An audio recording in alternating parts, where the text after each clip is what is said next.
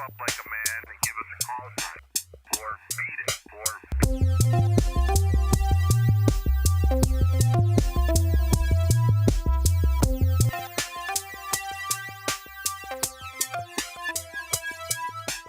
Let's play a game and give us a call sign. Or beat it. What is up, everybody? Give us a call sign. Or beat it. Let's play a game and give us a call sign. Oh, watch Tron? Oh, interesting. Or beat it. I guess it's got a little synthy Vangelis-y thing going on. Give us a call sign. Or beat it. Huh. No, I'll take that as a compliment. Thank you very much.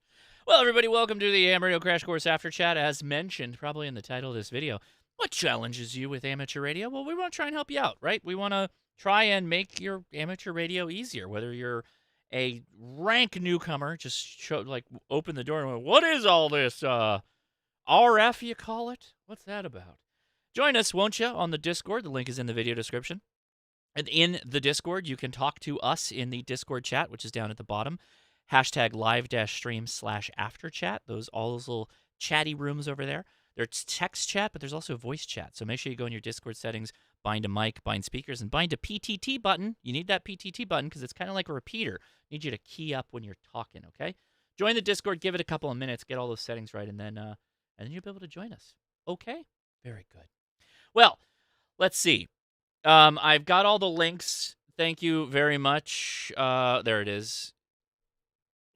I got the links there, so I'm going to go ahead and get that started. I'm going to connect it up to my computer. In fact, I should just slap that in there right now. Get ready to do some imaging. See if that... Oh, my God. Almost took out my clock. Hopefully that gets set up. We'll see if I'll be able to see that in a moment or not. We're going to use Raspberry Pi Imager to be able to set that as we play around a little bit with my own amateur radio problem, figuring out what happened to the booty node. Got to get that booty node working. But in the meantime, let's go ahead and hop into the Discord. I want to say hi to our Discord friends. You know, I kind of forgot about Magic the Gathering myself. And then I realized, hey, what's going on with that Magic thing? And I ended up buying 4 pre-con commander decks, and I made my family sit down. Made is too strong of a word. They actually wanted to do this.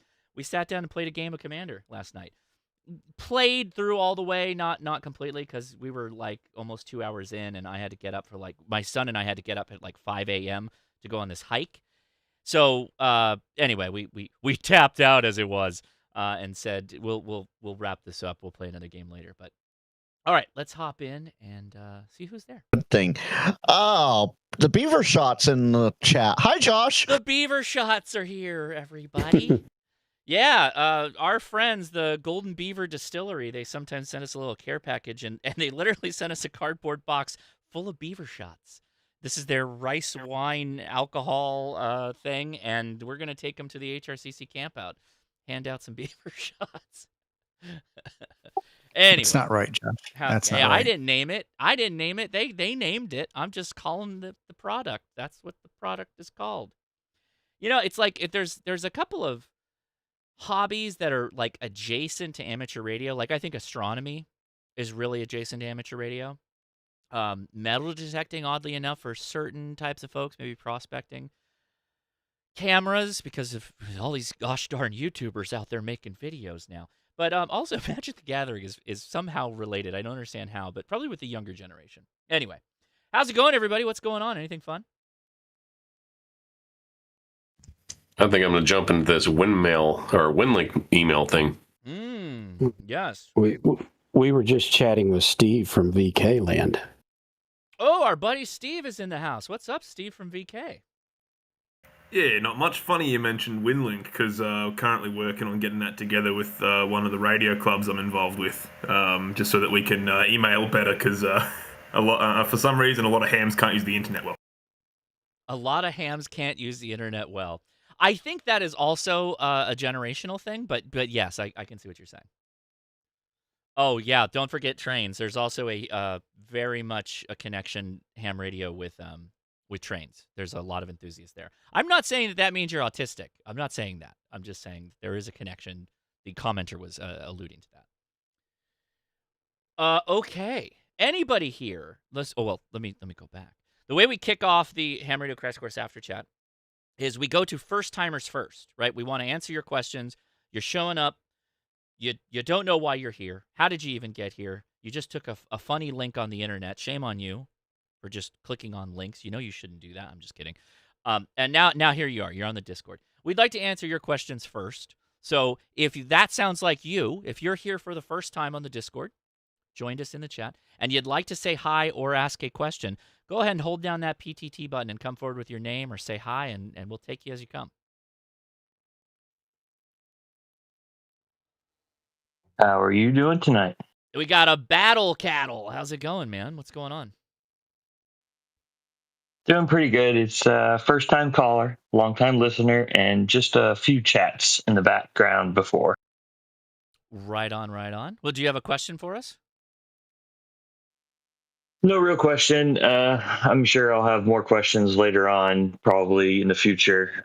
But new ham as of, I think, the Dayton timeframe, and just slowly getting into it. Well, very good. Thanks for becoming a ham, first of all, and joining us here on the Discord. If you do have a question, feel free to chime in, because you being a first-timer, you get priority. All right? Well, thank you so much. I will turn it over to the next new ham. All right. Who else is here for the first time and like to say hi or ask a question? Discord is first.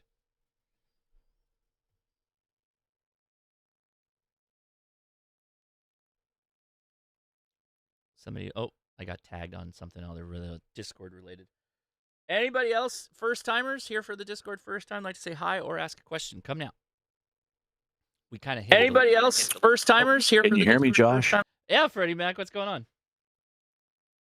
Do you qualify? Hot damn, man. Thanks for joining us. What's going on?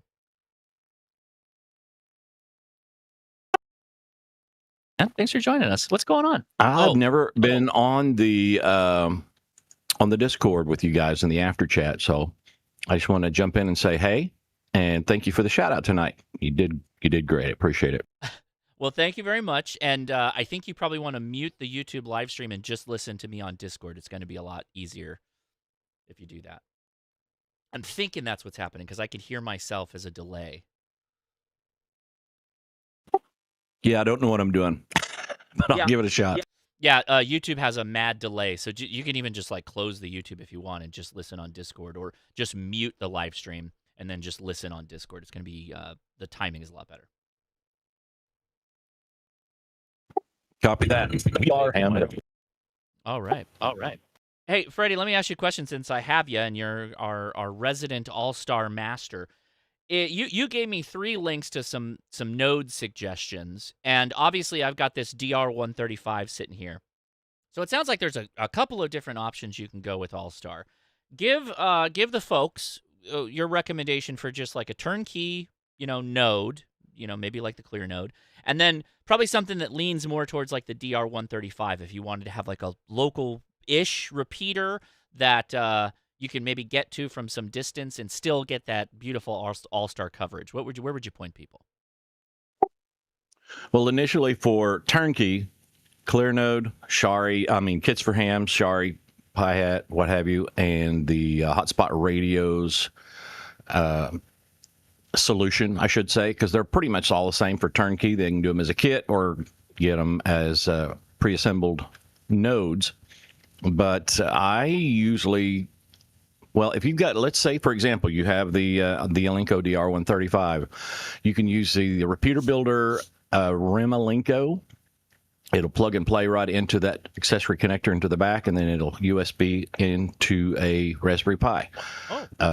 Yeah. Hotspot Radios also makes what they call the ARI USB 5, and it has a 9-pin connector on it, as a DB9 on it as well. But I have to make a cable from it to the radio, and then the other end is a USB-C, I believe, into a Raspberry Pi. So, and you can hook them up to a mobile radio and get all kinds of wattages, as much as you want. Nice. Do people still do the like set up a mobile station at their home and run the radio through some kind of device like that, or is that a thing of the past, or what are people doing these days? Well, I'd say for all in all, the majority are probably doing turnkey nodes, but the guys like me and T.O. and a few of my ham radio friends, we like to tinker. We like to build. We want to see how well we can make the node, how efficient we can get the antenna to go, what range we can get out of it. And then we link to each other in one form or fashion. And gee whiz, I've done the Linko DR135. I've done the Motorola CDM 750s. I've done the TYT TH9000Ds. And I'm fixing to do a Kenwood. It's an NXDN radio, but I'm going to use the analog side. It's the NX800K. I picked it up at Huntsville. And I was surprised to learn there were a lot of people there still building nodes from mobile radios and handhelds. I'm getting a bigger response of folks that want to build them from handhelds, so for micro nodes. But there you have it. Yeah.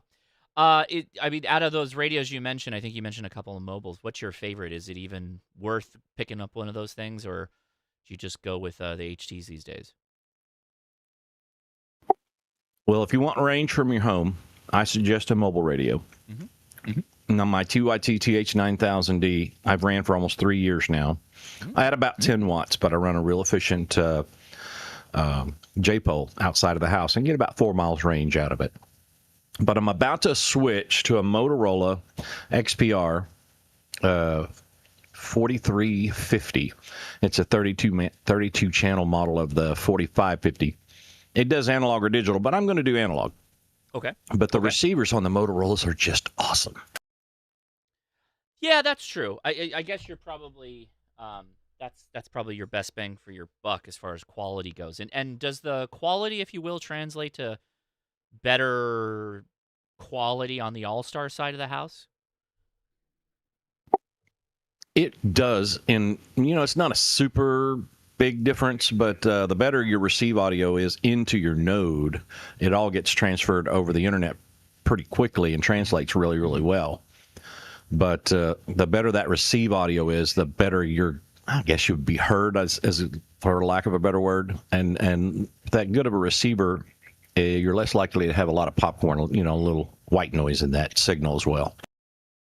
Very good. Hey, since I got you, I have the flasher going right now. Is there any Pi settings I should pre-cache on this Pi other than maybe Wi-Fi and SSH?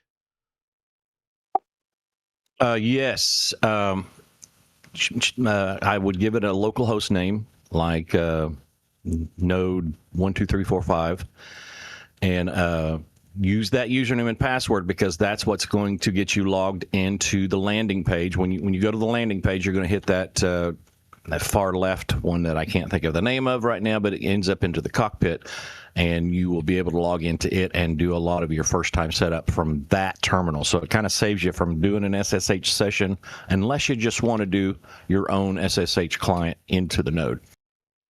All right, I'm going to write this down because Lord knows I'll screw it up. So let me write this down. All right. And, okay, SSID, yes. Josh, can I share an unsolicited pro tip with you? Sure, buddy. On your node, because it's in your house. Nobody's going to see it. And if somebody hacks into it, who cares? Yeah. I took some painter's tape, and I just taped it to the top of my node. And I wrote the frequency, the CTCSS, the username, the password, the node number, all that stuff. So it's just on the node. So 2 years from now, when you do the next live stream, you won't have to try and remember what the password is. This is K at MRD. Follow me for more Allstar tips. Tune in to K at MRD for more boomer tips on technology. No, that is actually good. I mean, Mike. I guess you're right. Who's gonna hack you? But... Who's gonna hack you? Yeah. Let's see. Okay, we're going in. We're going in and writing the card. Very, very important. And remember, folks, Mike's password is 1, 2, 3, 4, 5. That's right. Same. That's the same code as on my luggage. Yep. Yeah, hang on. That's the kind of code an idiot would have on his luggage. All right. Well, thank you, Ham Radio Crusader. I appreciate you joining us. And if we get some more All-Star questions, we'll make sure to have you chime in because it is valuable content these days. Let me tell you. All right. Anybody else in here who just got through the whole log-on portion of the server and waited for your timeout? Like to say hi or ask a question? Come now. First timers first. Question. I got a Zeus. Go ahead, Zeus. Hey Josh, it's Jesus, KCES here, or Zeus for short. Long-time viewer, first time chiming in on the Discord here.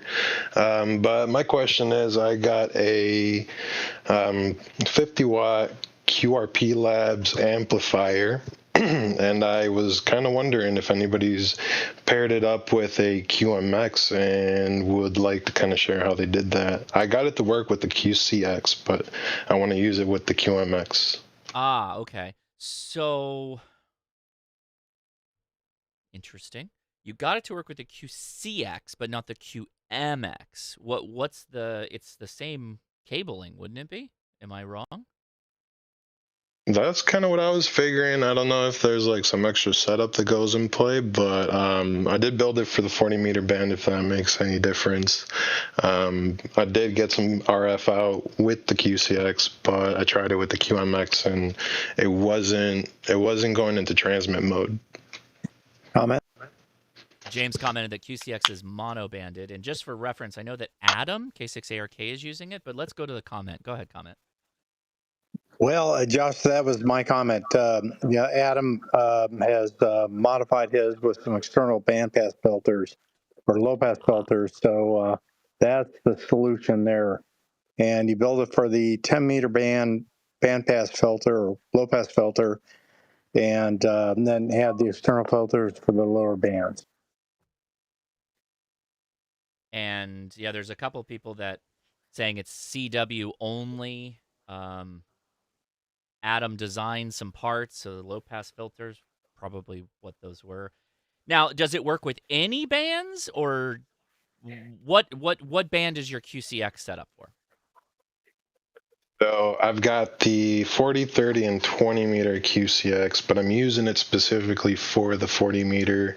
I am doing it on CW, so I did see the Adam's low pass or bandpass filters for the kit to make it usable on the QMX. So I might reach out and talk to him and see if I can get a little bit more details on how to build it that way. But for now, I would love to use it on 40 meters if there's a possibility. If not, I guess I'll just use a QCX. Well, I'm on it now, and I see that it is a 50-watt amp for the QCX. So that doesn't mean it can't work. Obviously, Adam has already, added some low-pass filters to get that to happen. You probably want his input since he already has it up and running. I doubt he will be joining us tonight. He often hops into the after chats. He is at he's at a cool event with another cool person. So I don't know if we'll hear from them or if they see this. But if they do, he might hop in quickly just to answer the question. So you may want to hang out for a little bit. But otherwise, Google it too. There's probably a solution in there unless someone in the chat wants to jump in. For sure, yeah. I just finished building it today, and I tried to take it out for its maiden voyage, but I couldn't get it running, so I figured I'd bring it up to the chat. But I might reach out to Adam and send him an email and see what he has to say about it too. So, but thanks for letting me jump in, Josh. Pleasure getting in here in the Discord, and awesome videos on YouTube. Love your content, and 73s. Hey, thank you, buddy. I appreciate that. Very kind words. Thank you. Well, we're still talking to Discord folks, but got a comment on the YouTube side that's so good we have to take it. This is from Patriot Fever 1776. That's a good username. I've been a ham for 6 months. I have trouble still with understand setting up base stations for POTA in terms of what I need. Currently running UV5R and borrowing other operator equipment. Let's see. Yes, that's the whole question. So first of all, this is not to discourage you, but I'm just going to lay it out flat for you. Usually, folks that are doing Parks on the Air are using HF or high-frequency radios, which means they are using radios that operate at a lower frequency, which allows their RF to take off from their antenna, hits the atmosphere, if you will, and then bends back to Earth. At least some of it does. And that allows them to get extremely long contacts because it bends over the Earth. Those radios and those bands, technicians, you said 6 months, you said UV5R, so I'm making some assumptions that you are a technician. Technicians really only have voice capability on the 10-meter band. The good news is that 10 meters is actually still workable. It does open up here throughout the week. And you can do POTA on it. I have a video on doing Parks on the Air with a 10-meter radio.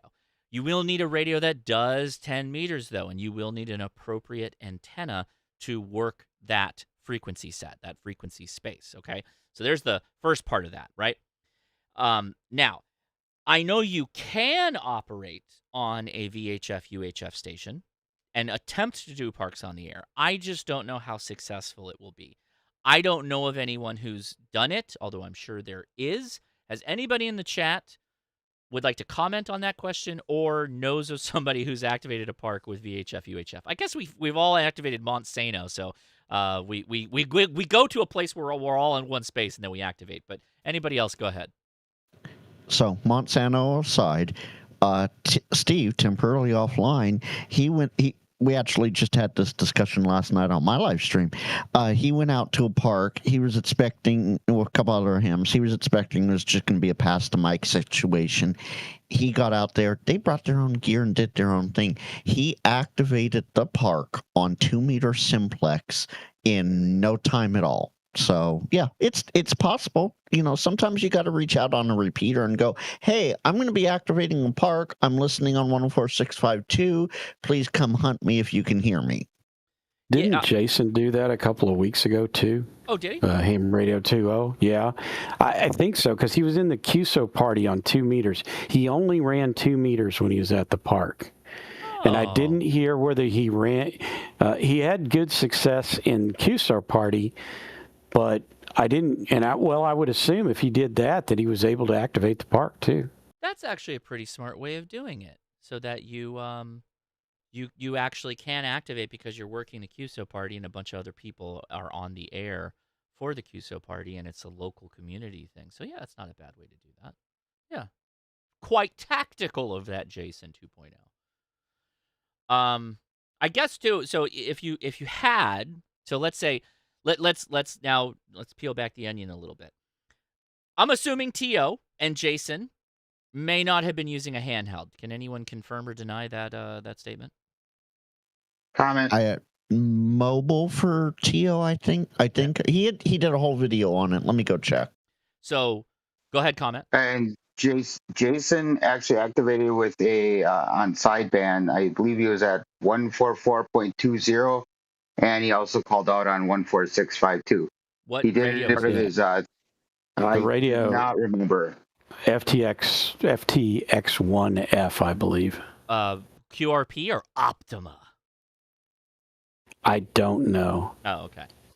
Well, okay. Where I'm going with that is a 50-watt mobile radio is going to do a lot better for you with VHF, UHF, regardless of whether you're, weak signal single sideband or FM. And having an antenna that you can kind of get up a little bit high. If you're at a park with a decent vantage point, like I'm thinking of a couple of locations that has a decently nice view looking down to the South Bay in Southern California, where I bet I could probably activate if I went and did that. But I imagine you'd have to put a little work behind that. So, yeah. Anybody else want to have some thoughts? How about Mike, KMRD? Does he done a simplex POTA activation at some point? Like aside from us all just being in the same room, or not room, but in the same park. No, to that I would say unless you live in an area that just has a lot of simplex activity, it's probably not likely that you'll get a park activated on VHF or UHF. Yeah, I think you're right. I can probably do it, but I'm in Southern California where simplex is amazing out here. Yeah. I live in Huntsville, Texas, which is the middle of nowhere. Yeah. And I could call CQ on 146.52 until the cows come home, and I still wouldn't. I wouldn't get anything. Yeah. But to be fair to technicians, and to clarify, I guess technicians have privileges at the bottom end of 10 meters, which means you can do Morse code, you can do digital modes like FT8 and RIDI and all that kind of stuff, and you can do single sideband. What you can't do is FM, because you don't have privileges in the higher portion of 10 meters where the 10 meter repeaters would be. That's right. So even if you have a quad band like mobile radio that does 10 meters, it does 10 meter FM, and your technician privileges don't grant you privileges there. You've got to buy an HF radio or something capable of doing single sideband and Morse code and that kind of stuff. Yes, sir. Those are all good points. Indeed. Okay. Well, those are my thoughts, as well as some of the folks in chat. Anybody else have any thoughts? Yeah. Go for it. Well, I did. I just remembered this like some years back, or a year or two back. 2 meter simplex saved my ass in doing an activation, because I was out at like eight contacts, and 20 meters, a whole HF band just died. And I just happened to catch two guys in Dallas that were on 2 meter simplex, and I just asked them, hey, would you guys mind giving me a signal report so I can finish up my activation? They said, sure. And that's how I actually do it. So I do have some 2 meter contacts in the POTA log. Yeah, I don't doubt that people are doing 2 meter contacts as part of an activation, but purely doing 2 meter activations. I'm with Mike. You have to be in an area where it's very easy or easier, because the simplex contacts are a little bit easier. Comment? Yeah, comment. Go for it. All right, so he did specifically mention the 705, I guess is the ICOM 705 in one of his comments in the chat. So basically, he just needs the 705, which has its own power, an antenna, and a way to get that antenna up in a coax. And, if we don't assume he's a technician, he could probably do more than that. That's it. Yeah. Yeah, I dropped Jason's video in the chat, and in the thumbnail, he's showing a 9700. I thought he was running the FTX1, but he may well have. I didn't know he had a 9700. If he does, yeah, maybe that's what he did. And he was doing 2 meter sideband. And technicians can do 2 meter sideband. So yeah, let's see if we can jump over to where he's. Oh yeah, that is definitely a 9700. Go no further, folks. Yeah, that is a 9700 he's rocking. You can tell because it's a 2 meter frequency and it's an ICOM radio. Well, I mean, technicians can run a 9700. It has all the bands on it. They can run all those bands. Absolutely. It's just expensive. Comment? Mm-hmm. Go ahead, comment. Yeah, so Justin here, KQ4DX, Western North Carolina. We went to Mount Mitchell State Park in North Carolina, US 2747, with full intentions of activating VHF, and unfortunately all I have is a long wire antenna, and they're a protected tree zone, reverted over to a 2 meter simplex, got 15 contacts there, activated that park, but just to put it into perspective there, that park is at 6,600 feet. Yeah, that'll help. Yeah, we were actually looking at, if any of y'all are familiar with the Helene stuff here in Western North Carolina, we were actually looking at the N2GE repeater tower here in Western North Carolina, and the elevation really helped with that, but we had a great time with that one. Yeah, you got to be careful with those those parks that have the protected tree status, because they're all strapped, man. They'll shoot back. So keep in mind. Absolutely. Thank you for letting me comment. Yeah, absolutely. Thanks. So to follow up on my side, I had to ask T.O. because I couldn't find it. It was the Retevis MA1, which is a 50-watt dual band radio. So, he did it from the truck. Yeah. But yeah, I dropped a link in the chat. Yeah, there you go. So yeah, okay, let's see. He's definitely the POTA is towards the end. Yeah, I see. There it is. Boom. Yeah, so he's all set up there with the mobile. Hold on, let me actually flip my. Yeah. Boy, I don't have a lot of shorts about Magic the Gathering or anything. I like that YouTube is showing me my own live stream, so that's nice. Thank you, YouTube. Appreciate that. Yeah, so that, I mean, why? Okay, so here's a funny idea, right? There are a couple of parks that I end up going to because family things, like I got to take kids to different events and whatnot, and I definitely have a mobile radio in my vehicle. So if I was just there, I'd be like, well, hell, I'm just going to do it. I mean, I also have the 891, so I probably would just go straight to HF, but maybe I'll challenge myself. Maybe I'll do that. That's it. That's an interesting idea. Maybe find a high vantage point park, like altitude-wise, with a good, view of the South Bay area and see what I could do.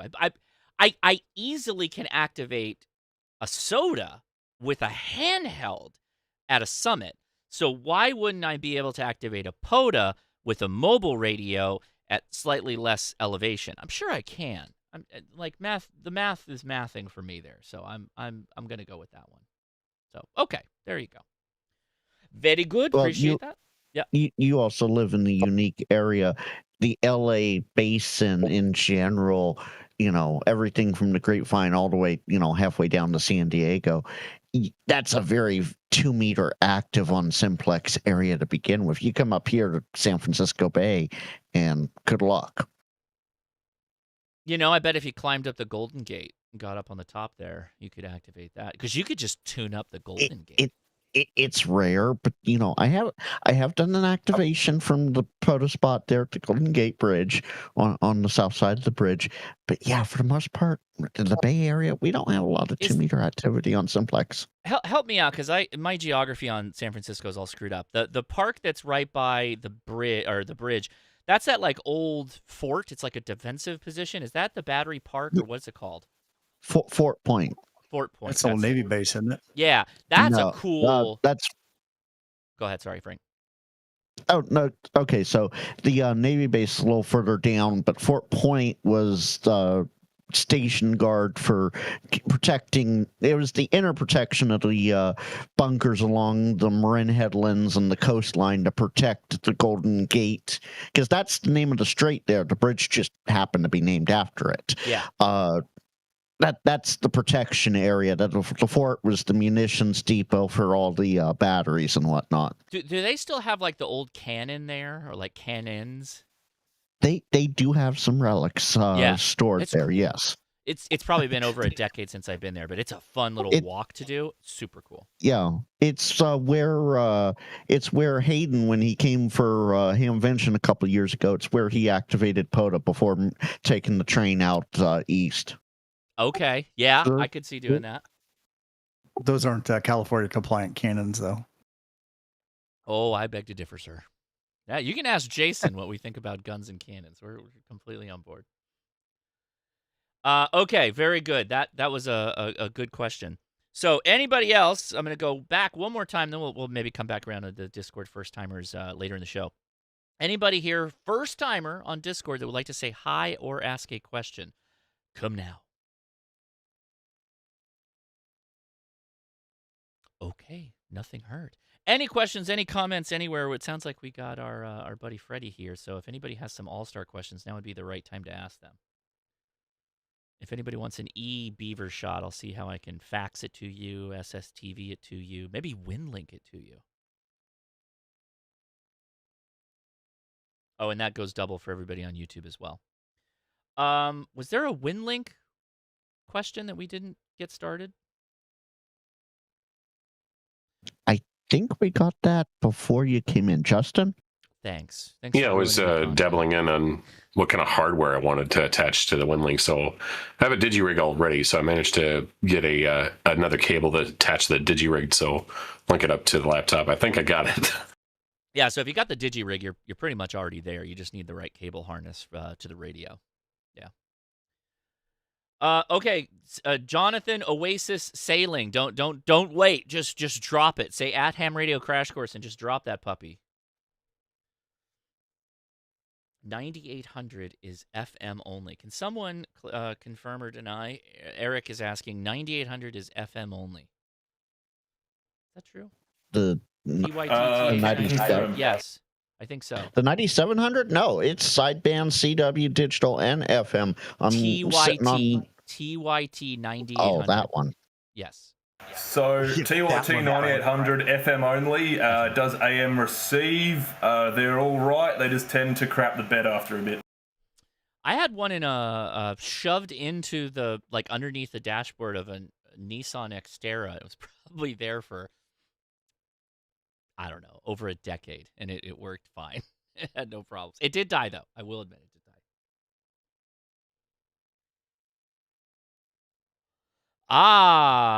Okay. This is a frustrating question from Jonathan.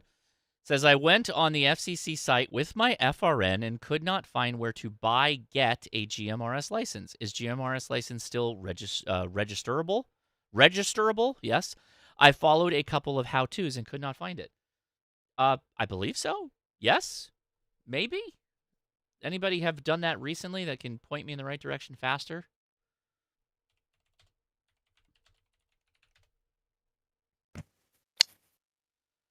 Let's see.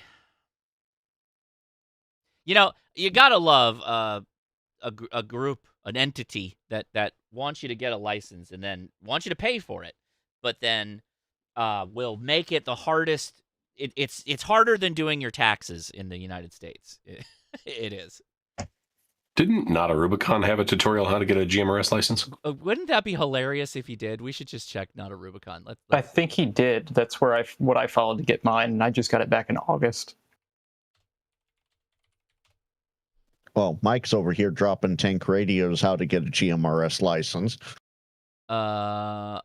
Okay, well, both of them have, I can't even find, because every video he has the word GMRS in it, so it's like every freaking video is going to have that show up. Like, there I am. That's actually my video. There I am again. Great. I'm live. Thank you, everybody. Dude, I don't even know. What do we do here? Where's Frank's video? Okay, sorry, Randy. I'll talk to you tomorrow, buddy. I am going to be going through the GMRS license test and applying for my license. Okay, so yes, this is literally how to do exactly what you want to do. So go take the link that got dropped by the Restream bot, but it was dropped by Kate MRD. So go watch that video.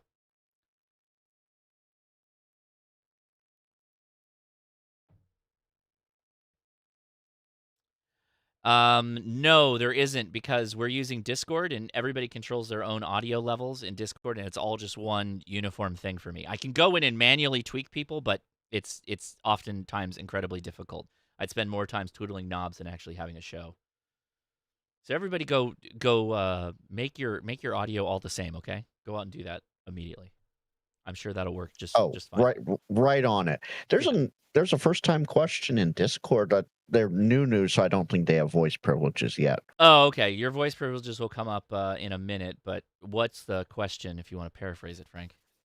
First time on here, saw HRCC on JS8 call. Is this ran by you, and what is the net schedule? No net, and it is not. I mean, it's not. Anybody can use the hashtag or the @ symbol HRCC. It's just a way to group chats if you just want to go to people that have that in their group chat space. I don't have a net. If anybody wants to volunteer to run that on JS8 call, you're more than welcome to.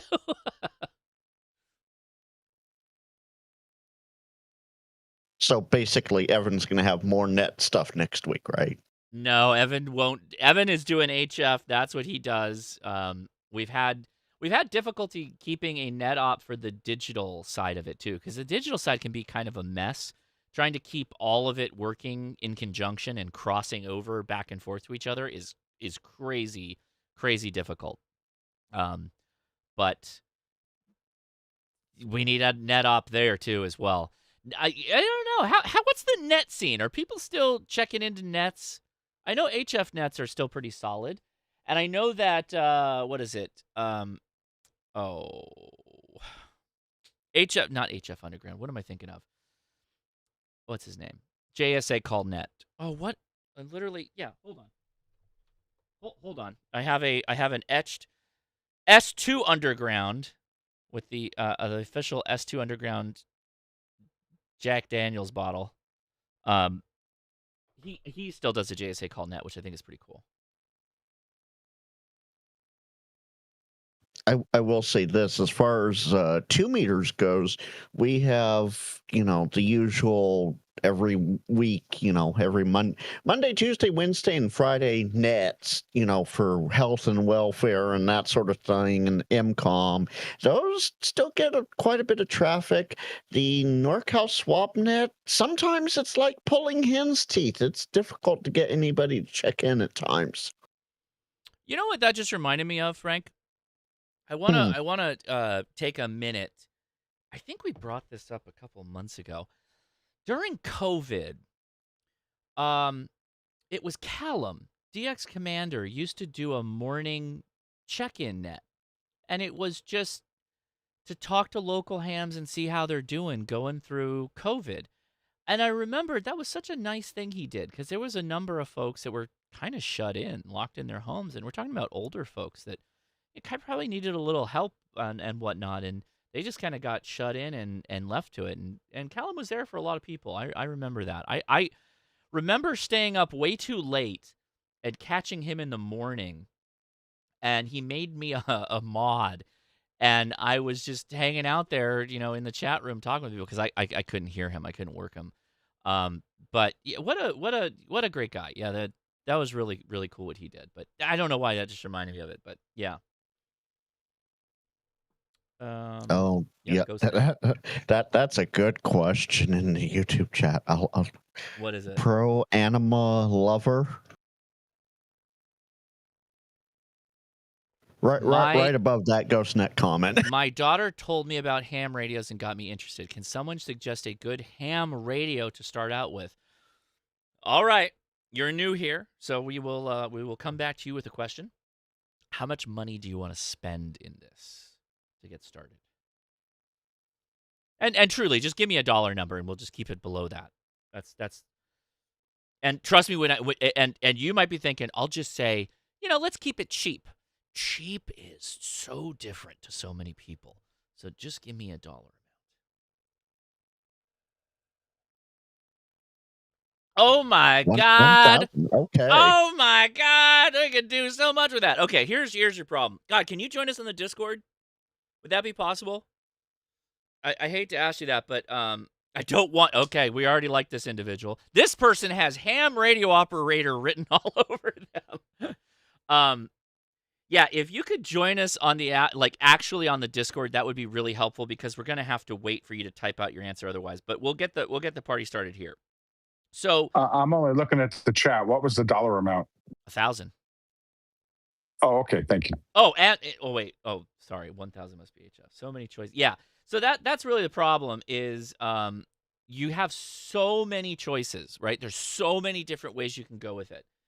I wouldn't necessarily say you need $1,000 to start out in amateur radio, right? So this is a handheld ham radio. That's all you need to get started, and those go for as cheap as $17 from Amazon. Is that cheap? Yeah, it's really cheap. You can spend way more and get something like this radio above my head, which performs a little bit better. But I don't know that VHF, UHF is for everybody. VHF, UHF is like local communication. I'm going to talk into a repeater. Lots of people will hear me in my close area. It's almost like replacing a party line.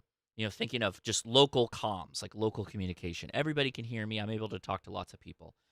For me personally, while that's novel and useful and has all kinds of functions, and I use it all the time, I end up getting onto HF ham radio, which is that super long distance ham radio. The downside of that is you need to get the technician license to get started. And that gets you a taste. That gets you the Costco sample size of HF with one band, basically, an HF band, giving you a little voice capability. You get Morse code, too, but, telling a new ham, hey, Bo, by the way, go learn Morse code, is not really satisfying. You almost need the second level of amateur radio license, which is general, And then that unlocks this huge world of being able to get those very long distance communications, doing parks on the air, going and setting up your station somewhere and then talking to people outside the country, in other states, all over the country, that kind of thing. So it really depends on what your goals are. And now let me see if I can catch up in the chat where you're at. Did I miss? I haven't. I've been paying attention. I haven't seen anything. They responded to Restream, so something in Restream. Not sure what comment, but yeah. I tagged them. I dropped the Discord link to get them into Discord and said, if you can get in Discord, verify and get voice set up, it'll be a lot easier to talk live that way. Yeah, of course. And yes, of course. $1,000 is kind of like an all-in budget. We get that. Antenna, coaxial cables, power, and of course radio too. Oh, you're always such the nicest commenter, Interstellar Starman. Thank you so much. You're so kind. Okay, so can't join Discord today. Okay, that's fine. Yeah. Okay. So $1,000. Yeah, well, but see, I'm hesitant to say, go buy this now, it'll solve all your problems. What you should do, and I hate to tell you, go watch some more of my videos to really learn yourself up. But I do have that playlist that's all, Are You New to Amateur Radio? Start Here. I think it's actually Are You New to Radio? Start Here. And then don't, go in order. Pull up the playlist and then look through them. And look for things that sound interesting to you. And then watch that. And what you'll quickly see is I'll either be holding a handheld radio or I'll have a mobile radio like the one next to me, or I'll be doing something where I'm talking super long distance.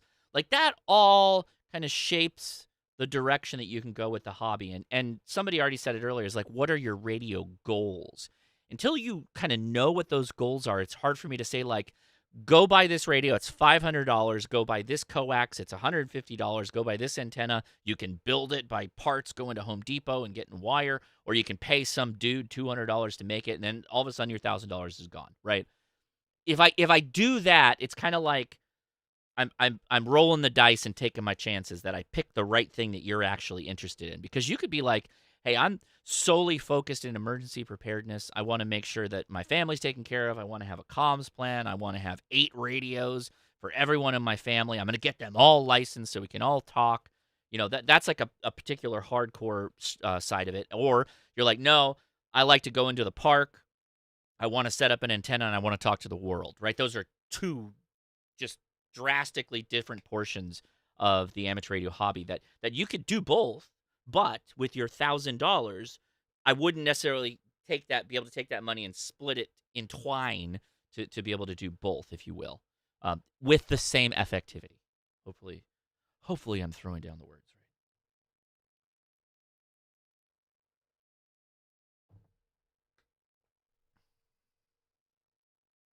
right. Good question from Patriot Fever. Hey, Josh, it keeps coming up. How to best practice CW off air? Join the Long Island CW Club. Go get a practice code oscillator if you want to train in transmitting. But most people don't have the problem with transmitting. What most people have a problem with is receiving. And so there are a number of CW applications you can get for your phone, or you can use the website LCWO. I think it's .com. Let me see. Hold on. It's Learn CW Online. LCWO.net, sorry. And what this will do is actually give you online training. It will play out Morse code for you, and you type in your keystrokes, and it'll train you up on receiving. Receiving CW and decoding it in your brain as quickly as possible is the most difficult part about CW. Anybody else have any CW tips for people wanting to learn? Comment. Go ahead, comment. If you've got an ICOM radio, you can just leave the break-in off on your CW and use it as an oscillator. Oh, yeah, there's lots of radios that'll do that. I just don't want to assume that they have radios. Because Patriot Fever's the one that was asking earlier about ham radio. Boy, Patriot, by the way, buddy, if you are into CW or you think you might like that, you can take your $1,000 budget, you can cut that down to $200, $500, and you can have a pretty badass HF setup. And it would be portable. CW doesn't require as much power. You can run QRP, which you're new. So QRP is reduced power, low power operations. About 5 watt output out of the antenna versus most voice radios on HF, which we use a mode called single sideband. Those are 100 watt radios. 100 watts of single sideband is almost it's a little stronger than 5 watts of CW. CW is about 80 to 100 watts of effectivity between the two. So CW gets through when nothing else will. And that actually goes back to I was on the website here. So check this out. If you're really interested in Morse code, the QRP Labs website, if you go to the QMX, so this is like a pack of cards. It's like $200 shipped to you if you have someone make it, assemble it for you, because it's a kit. You have to build it. The problem is that they're extremely backlogged on the kit building portion of it. But that's like $200, and that's it. It's a 5 watt radio. You need a small battery to run it. It worked great.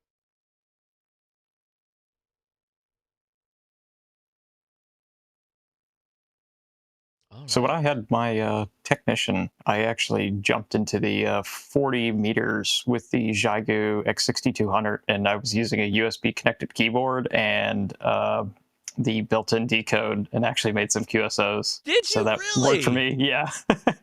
I am, you might be the first person that has said, I have made contacts using a keyboard and some kind of radio that has a decode function. I don't hear that from many people. So, anybody in the chat, do you hear people tell you that? Because I don't. I know a lot of people that use the decoders, but not the encoder. Oh, sorry. I missed the 2 people up. Sorry. I missed the 2 different people up. Yeah. Sorry. Yeah, the CW decodes work okay. I've never had good luck with them. But the fact that you were able to make a contact is pretty awesome. Where were you activating from or operating? Just from my house. I'm based in the Tampa Bay area of Florida. And yeah, so got for the $1,000 budget, I basically got a JPC-12 antenna, some good coax, and the X6200, and just decided to get on the air. And I mean, 10 meters was kind of down that night, and so 40 meters was the only thing I had. That's pretty cool. Brian, I need you to drop that link in Discord ASAP. Where's the announcement? I want to see the announcement. I want to see the announcement for the for this Morse-Cerritos type device QRP Labs is doing. Oh, M32 Pocket. Here we go. Oh my goodness. All right. So what are we looking at here? Oh, it's literally a Morse-Cerritos. What? Okay, Morse-Cerritos is a multifunction keyer designed, literally throwing out. Yeah, okay. And produced by QRP Labs under it's ideal for. Okay. Oh, it's assembled. It's not even. It's just a done deal. What is this? What is? Oh, that's the speaker? Oh, buddy. Oh, that's the keyer. The nubbin. The Morse-Cerritos has a touch paddle. Oh, well, okay. Let's get off of that while I go ahead and make that order. We're gonna buy that right now. Hey, I haven't spent my money on my own live stream in a while, so let's see. Accept estimated shipped in November. Yup. USB A to USB C. I have my own of those. Thank you. Everybody's rushing to the shopping cart to the carts right now to buy this thing. Excuse me while I log in. Oh my gosh, what is my login?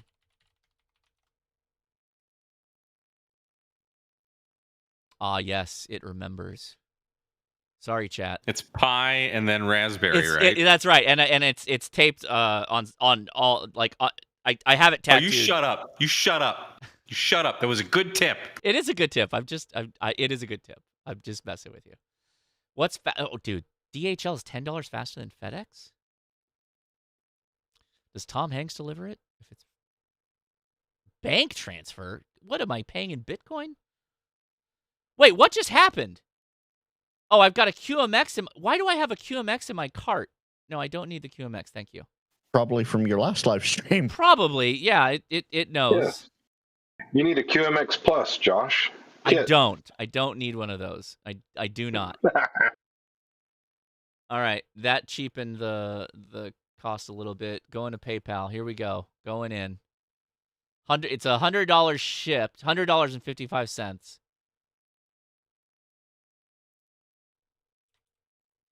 Oh my god. And this is how Josh preemptively spends your money. Yeah, we're all doing it right now, aren't we? It's a slippery slope, isn't it? But Josh, did you even really buy it if you didn't actually show it on screen? I'm joking. Frank, I will come for you in your chats. Wait, what is going on here? That's okay. Jim, Big Jim likes to show it on screen when he does the purchase. So, and that's okay. Jim just flooded. Jim did a raid on my chat last night from Discord. Oh, that's fun. God, we haven't done that in a while. We haven't rated like live streams in forever. Because I don't think there's many people who go before me or after me. There's no one before or after you. You're it on Saturday nights. I guess so. I've kind of blanked out the whole thing because we do the after chat. So sorry, folks. All right, give me some Delta points with that. So all right, that's done. We've done it. We've done it. We've done it. So hopefully you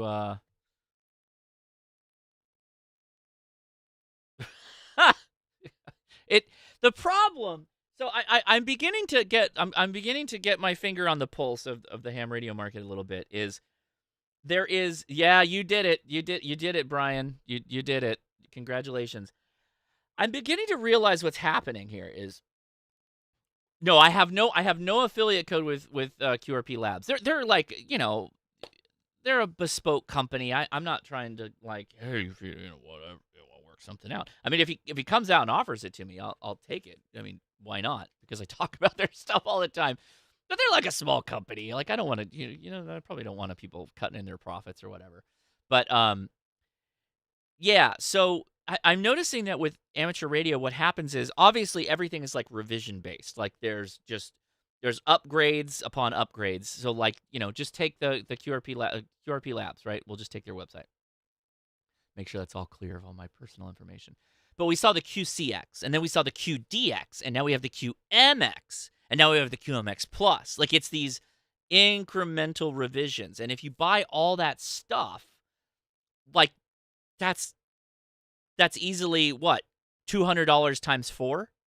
Do the math, right? And I'm already in. I think I have the higher and low band on the QDX. I have a QMX that I built for the low bands, and then I bought a middle band one, and I think I have a QMX, just a QMX that I built that didn't go so well. But like, okay, do the math on that, right? Not inexpensive, and that's just the QRP stuff, right?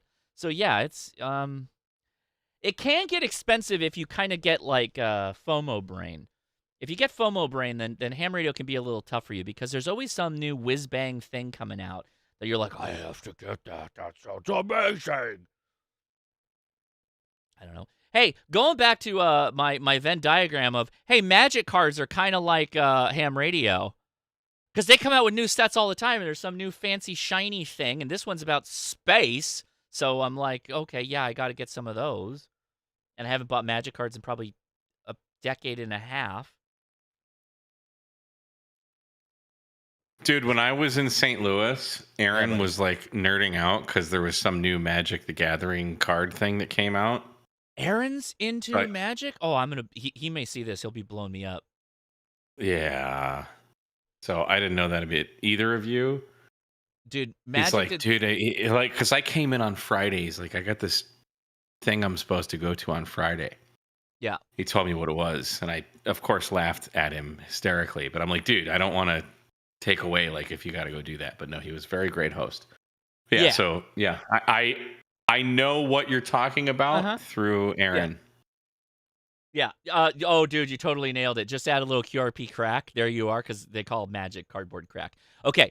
So, yeah, I haven't played Magic in forever, but they're so insane right now, and a lot of people don't like it. They now have, like, tie-ins to major, like, franchises. Like, the reason why I got sucked back in is because they're doing an Avatar: The Last Airbender series, which my kids, my wife, we all love it.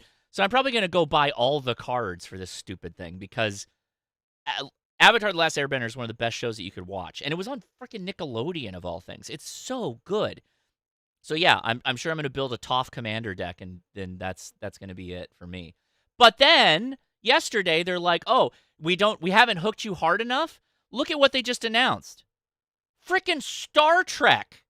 They're going to make Star Trek Magic cards." I can't win, man. I can't win against such reckless hate. It's out of control. The movie did suck. The live action, do not watch that. Jesus. They're just trying to recoup and suck you back in. That's all it is. Yeah, when my Toph Commander deck goes up against my Cisco DS9 deck, that's when you know we're really running into some messed up world stuff. Does Wizards of the Coast still own that stuff? Yeah, they do. Yeah, that's why. Because Hasbro bought them, right? Yeah, and Hasbro is just sucking them dry and trying every way they can to monetize. Oh, yeah, man. So this is... Hey, I figured out the push to talk thing, so I'm just saying hi. And you said earlier if there was any newbies that wanted to say hi, so very quickly, just thank you. I got my tech license a little while ago through you guys, and set up my antenna on top of the house this week, and had Fong, and almost got it working. We're close, but thank you. Good job, man. You got the one in the PVC pipe, I hope, for some weather protection?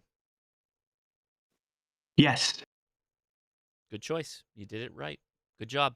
Hey, homework for you if you want to come back and join us in an after chat again. Get it up on the air and do a little test, and then come back and tell us how it went. And if you got problems, come back. We'll help you out. I shall. Yes, and my new name now is Kilo Echo 2 Golf Zulu 73. Right on, buddy. Congratulations. Congratulations on joining us in the fraternity of ham radio. So I just something just hit my brain noggin. So Star Trek Magic the Gathering is the same thing as going dressed as Spock or some away mission red shirt to the Ren Fair and like cosplaying that you are on an away mission at the Ren Fair, like taking sensors with your tricorders or whatever, like doing the whole thing. That is the same. It's the same thing. It's the same thing in Magic the Gathering form. Congratulations. We're making a meme based on that whole thing. Hilarious. Grayman POTA asking for a beaver shot over SSTV. Okay, buddy, I'll get on that right now.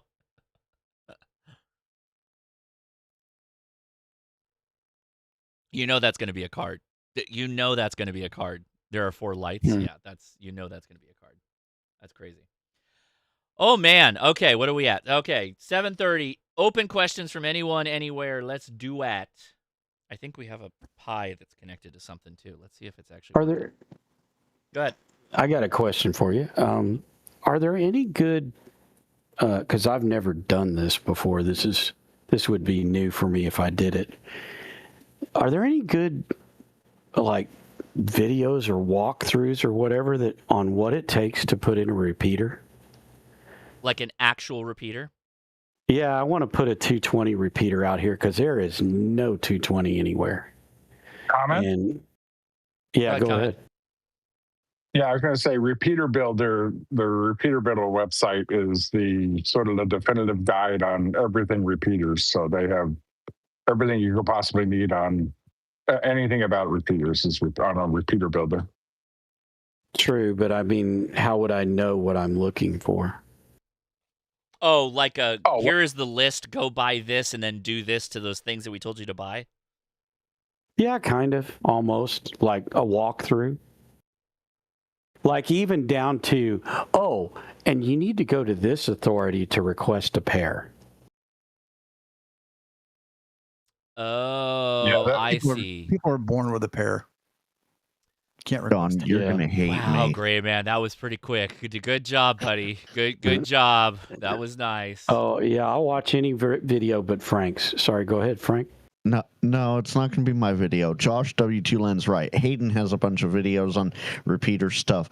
Oh, yeah. And as far as coordinating a pair, it's better to ask forgiveness than permission. Frank, you are so wrong. You're so wrong. Not here in Southern California. That's crazy. You will get hands. It's even bad in firebombing Texas. your house, man. Up here in NorCal, we agree. Okay, fair. Up here in NorCal, we have to take care of our own because NARCC, the coordinating body, refuses to give out anything. They straight up refuse. Well, that's the thing. I think 220 is pretty open, but I could be wrong. There you go. But I think it's pretty open. Don, you're in Texas? Yes. Yeah, I'm gonna send you a link. It's basically the Texas frequency coordinator. That's where you start with get a pair. Now, I'm going to go back to what Don said earlier. Mm-hmm. The Southern California area is flanked in a mountain range and a coastal mountain range and mountains that pop up randomly, and every one of those have repeater sites on it. Every one. Mm-hmm. You are not dealing with the same number of frequency allocation problems as we have. There's just no way. No, I totally. But okay. What happens? What happens here is you've got sad hams. Let's call them that, shall we?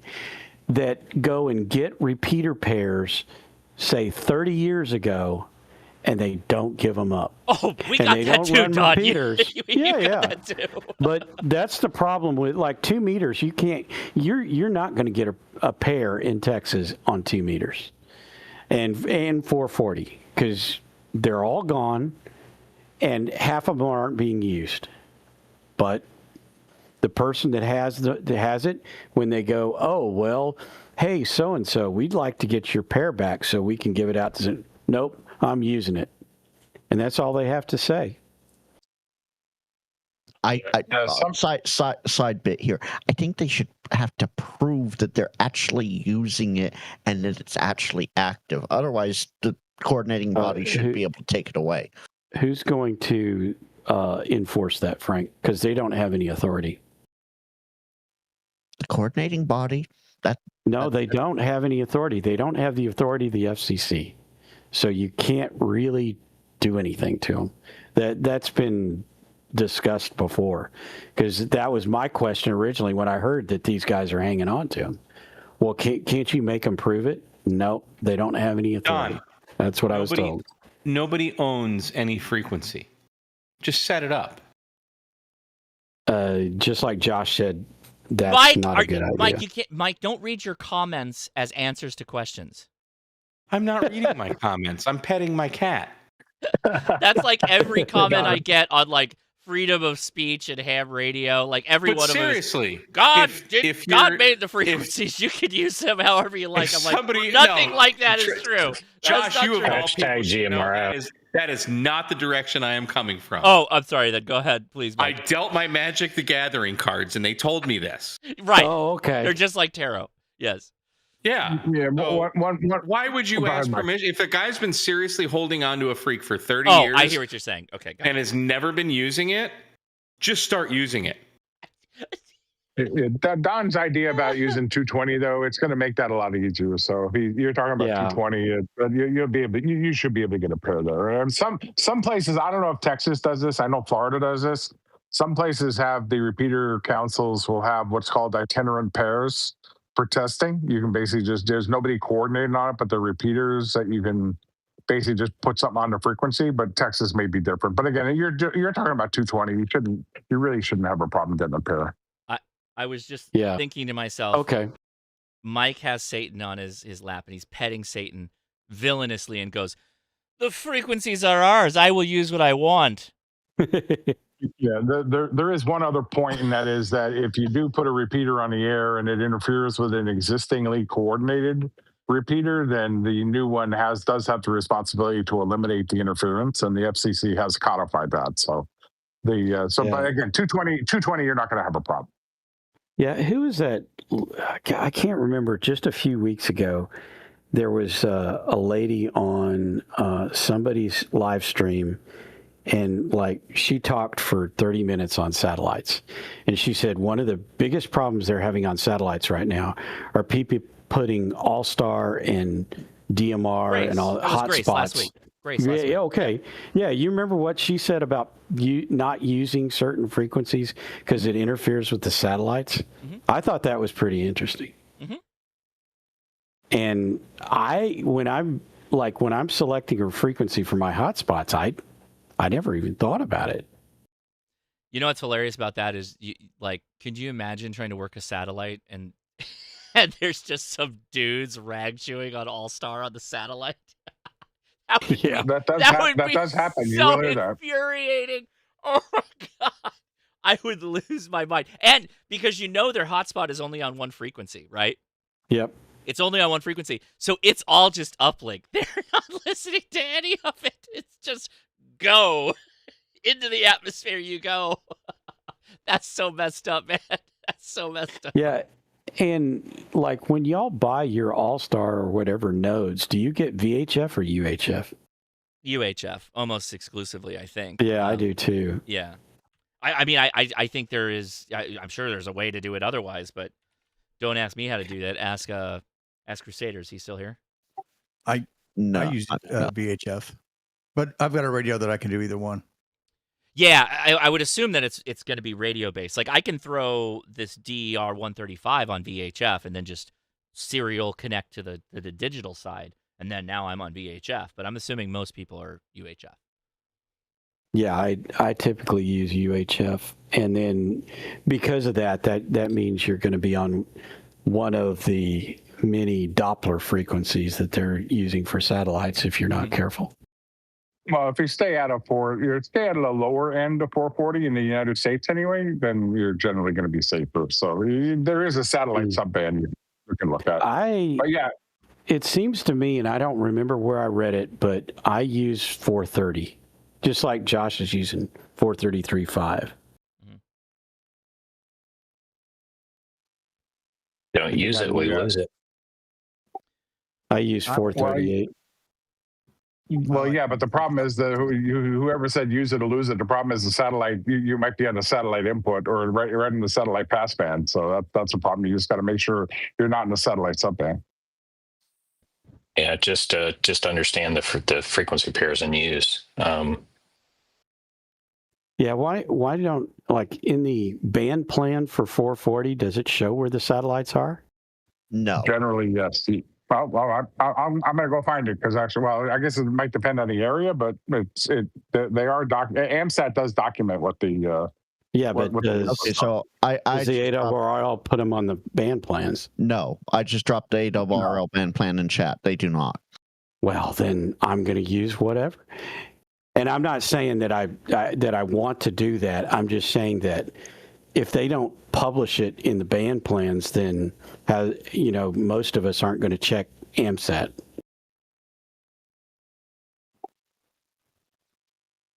It's kind of like the old people who say, "Well, we've been having a net here for 30 years, and you should know better."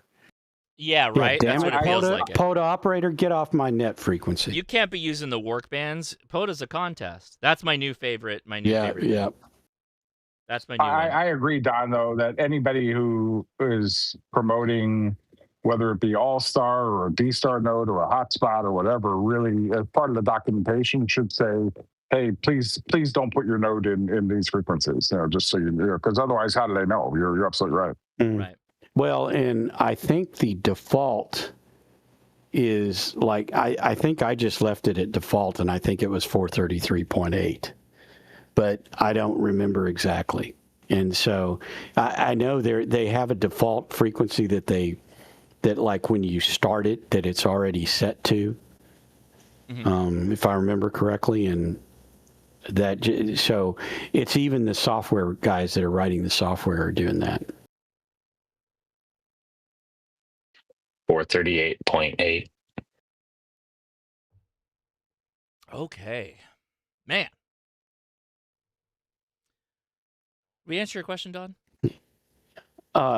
Partially, but I mean, you can't go over the whole thing. I mean, because what I'm trying to do is out here we don't have a 220 repeater, not anywhere at all. And I talked to the club about it, and I mean, frankly, I can afford to, put that kind of money out, and I'd like to do something that would help the club.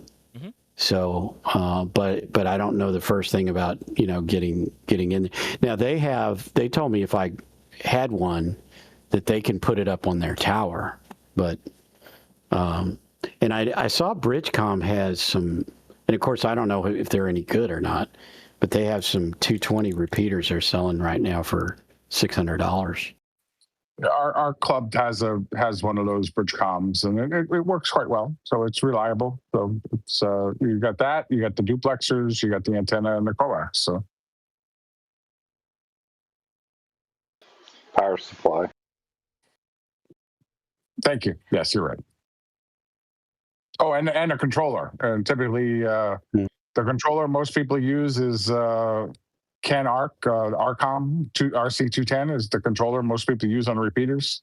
It's pretty inexpensive, and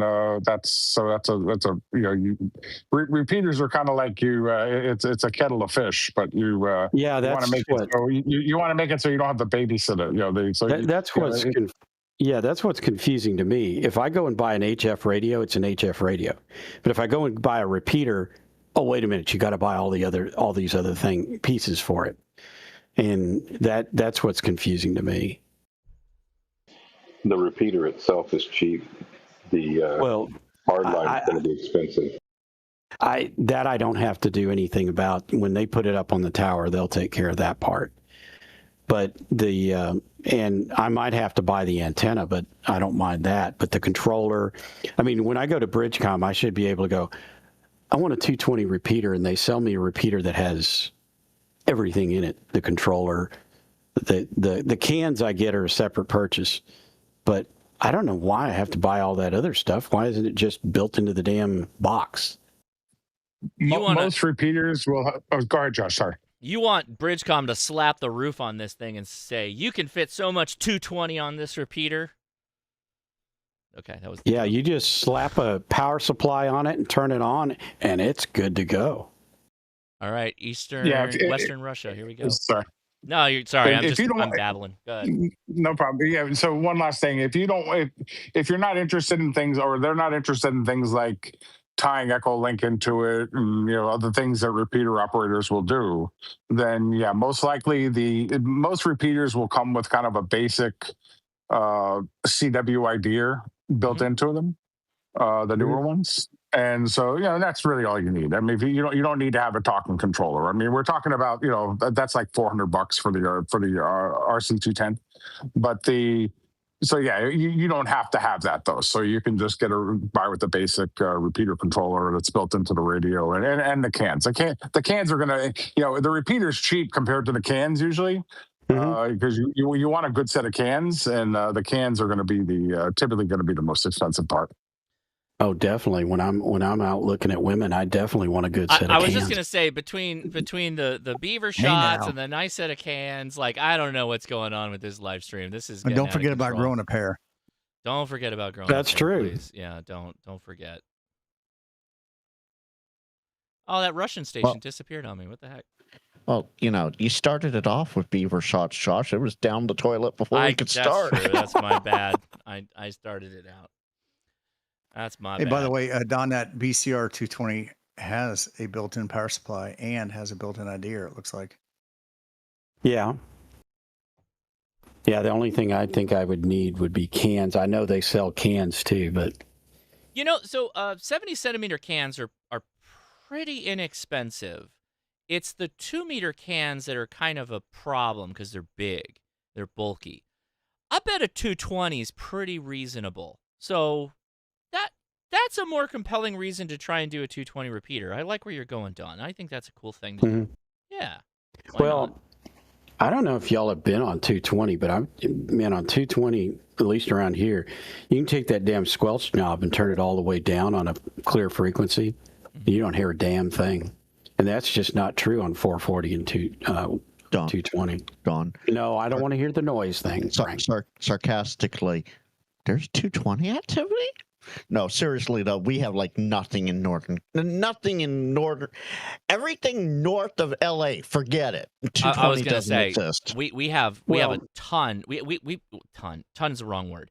We have 5 good 220 repeaters, and they are active, and they remind me of repeaters like 10 years ago. Where you live people in are a just very talking. unique. I live know. in a very unique spot. I am Tom. very lucky in that sense. I should do something more with that. I'm trying to do HF from the suburbs and getting drowned by noise, and I should be just on 220 talking to folks. It would be nice. It would be nice on 220 if we could do digital, but it's not allowed, which is unfortunate. Like if you could do WinLink over 220 or, any of those other modes, but unfortunately. One last thing, Don, is that if they decide antenna-wise, if they decide that they would like a really good antenna, then one thing to keep in mind is if you end up buying a Telwave 4-bay dipole or something like that, if you buy it direct from Telwave, they'll give hams a 15% discount off the list price. Now, keep in mind a 4-bay dipole from Telwave on 220 is probably going to be in the neighborhood of $800.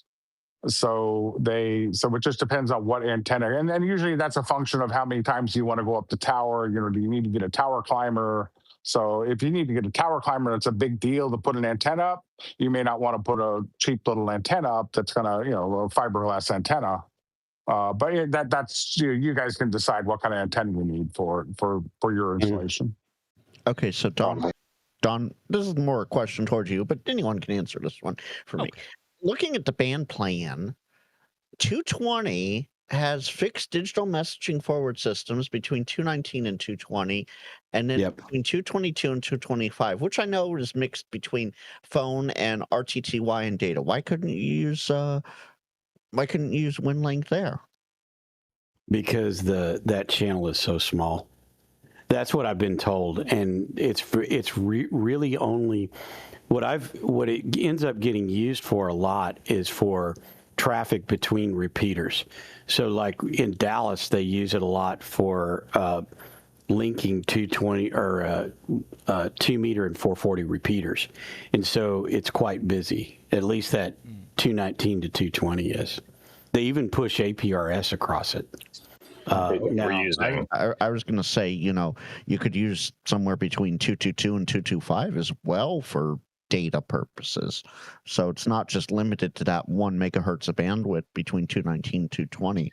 But yeah, okay. So it's not that it's verboten, it's just it's too busy in the Dallas area. Got it. Okay. Normalize the word verboten. Jesus, that's a good word right there. We need to use big that word. I'm busting out the big words. Yeah, tonight, man. Verboten. That's it right there. Does your club already have a repeater on like 2 meters or anything like that, Tom? Oh yeah, 220, 240. Or sorry. Okay. What 2 meter and 440? We have both, and they're both on the same tower. Okay, so the reason I'm asking that question, and then we'll stop here because we can go down this rabbit hole forever, is that if they have a repeater already, so if they, for example, had an RC210 already, the RCOM controller, that has 3 ports. So if they don't have a third thing plugged into that port, they could essentially plug that in. The reason that's advantageous is because then they could both link it. If they wanted to link the 220 into the other ones, the controller itself will handle that without having to buy anything additional. And then the other thing is you also get the control capability because you need to have a way to turn it off remotely to according to the rules. You need to be able to turn it off with a second, sort of an out-of-band control channel. And so that they may already, if they already have a controller, they may already be able to tie that controller into the repeater. Yeah, I know we use the controller all the time because they link the two. They use the controller to link the like our city with another city about 30 miles south of us, or not that far. It's 15 miles south of us. And so they link those two repeaters together for nets, and then they take them down, and then they run their they turn, how you turn it into net mode where it has that funny beep. So I know they've got a controller. That's all I know about controllers, by the way, is that they use it to change the beep when the net starts. It's probably another really good reason to try 220 is there's probably not a lot of jerks on it because you actually have to go out and get a 220 radio. So the number of lids is probably drastically lower on 220. Well, I have a really good 220 radio that is on. I think it costs a little over $100, and it's a 65 watt 220 radio. Okay. It's on Amazon and TYT 9000D. It works great, and I used it a lot when I was in Dallas, but I can't hit any of those Dallas repeaters from where I'm at now. All right, I think we're gonna move on from the 220. Okay, last comment for Don. Go ahead.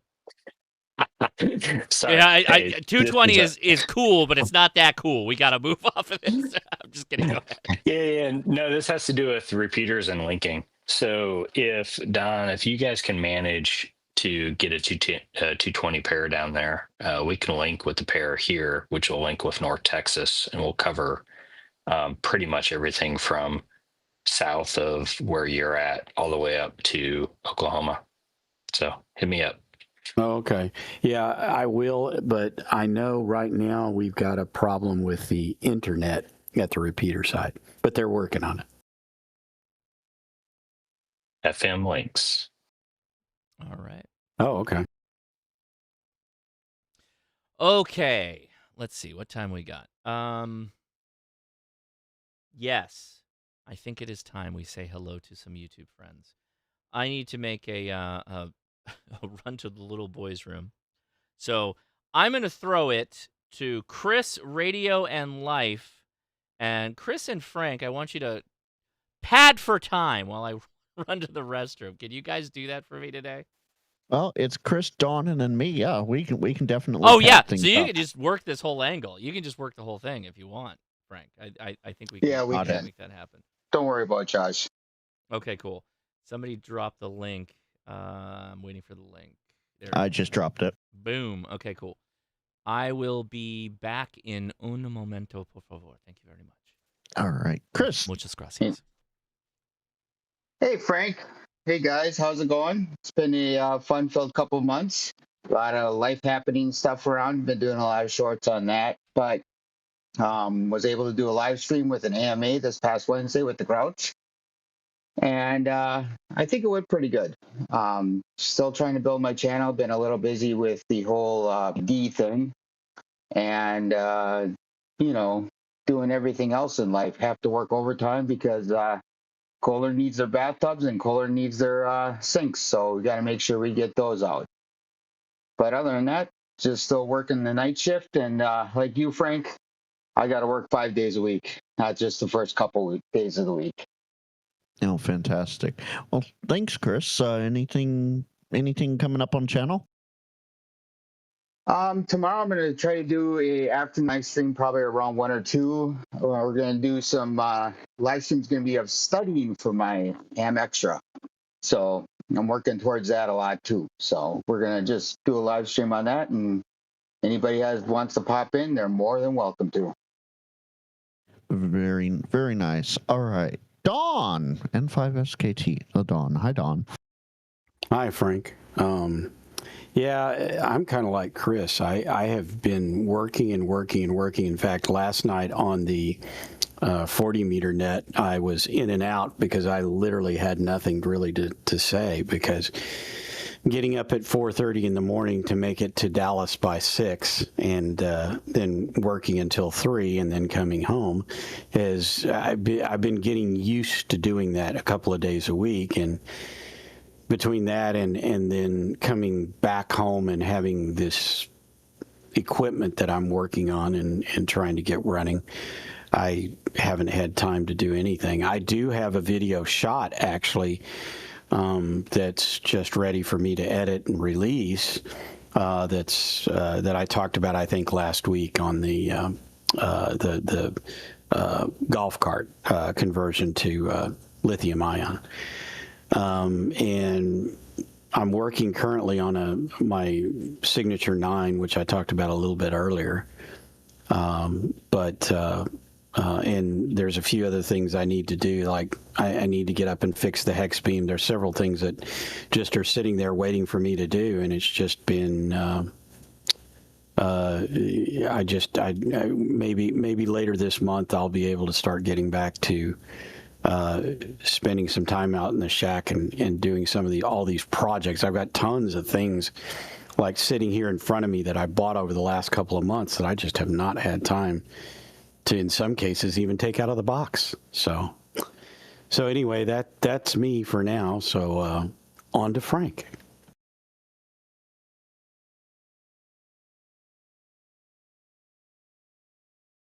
How Josh is like, continue on, and walks away because he had to refill his mug. Hi, I'm Frank, KG6 and LW Ham Radio Wilderness, and I have a bunch of fun stuff coming up. CQ Chit Chat was last night. Welcome back, Josh. Thank you. I'm back. Yeah, I noticed. CQ Chit Chat was last night. We talked about how to keep 2 meter alive in urban portable ops and whatnot. I had Steve temporarily offline. I had Mark from Boondock Echo, Mike into MAK, Leave No Band Behind on, and Dave, Frequency Frontiers. It was actually his first live stream. Never would have been able to tell. So he did a great job. I had that. That was a lot of fun. Every Thursday, I have my NorCal SwapNet, and it's become almost a game of, will Frank get jammed out on the SwapNet? Find out Thursday nights at 10 Central. Oh, yeah, dude. Wait. Have you ever thought, okay. Yeah. So it is obvious that you can't stop the jammers, right? Right. At this point. No. Have you ever thought about just fully turning into the skid and just live streaming? Not live. Making, recording it all. And then doing a follow-on video where you critique their like insults and you critique what they're doing. You don't want to do it live because that just it makes them want to keep doing it. But if you record them on the back end and then make a video talking about them. So here's the funny thing about it. They watch my channel. Because there have been times where they'll just key up with dead air, they'll just key their radios, and you can hear me coming back from the live stream on the other side. Because I'll have, I won't be keyed up on the radio, but I'll hear my voice coming through their radio while they're trying to jam. Okay. So they're listening. They watch my channel. They interact. I don't know. But the live stream is making them want to do what they're doing because they're hearing themselves live. But do you understand this? The sociological difference is they're able to get direct feedback on being able to impact you on your show. So don't do it live. Instead, record it and then critique them on the back end. That's an idea. And you know what would even be better? You know what I'm saying? Would even be better if Josh and no, don't bring me into this. GMRS. No, don't bring me into this now. Don't start doing this. Like, just don't be live. Don't be live. The reason, okay, now I understand why you're getting this is because you're live. That's why. Okay, so even when I wasn't live, I did this about 10 weeks ago. I put up the previous week's live stream as a live. I used a second computer, OBS the previous week out, and made it look like it was the same, the proper week. Mm-hmm. And there was no jamming at all. So they just had a weekend off or something. They were on vacation. I don't know. But we did find a mole in our little chat group of hunters that has now been excluded from the hunting directly. We still keep that group chat going. What but are you? Wait. What are you talking about? You had a jammer that had pretended to be a hunter of the jammers that had inserted them. No. That you had an insurgent in your mix. Yes, we had somebody who was working with the jammers in our fox hunt group. And it was the weirdest way we I found have out. to do it. I have to do it. I guess you can say he was grounded. Oh. Oh, yeah. No, but he doesn't know that he's been found out. That's probably going to be a YouTube short in the future. I just want everybody to know that's coming. We have not let him know that we know who he is yet. It's still a big secret. There's only 2 of us that know. Myself and the fox hunter who leaked the information to him. Are any of these guys, I mean, when you find them, are any of them married? What? No, I tell you why. With kids. We had a jammer on our repeater, and of course, see again, and I'll go back to the fact that we have 174 people that participate in the fox hunts every weekend, and so this was like, hey, we have a live one, and they spent, and they're all out there independent. But what we did when we found the guy, they found him in his truck. They knew that who he was. They got his license plate. We have connections. I don't know why that's we so funny. found out where he lived, and what they did was they went up to his house, knocked on the door, and talked to his wife, and it stopped. So, Don, here's the thing. One of the jammers, and it's the jammer that plays the AI recording of my voice. Yes, there's an AI recording of my voice.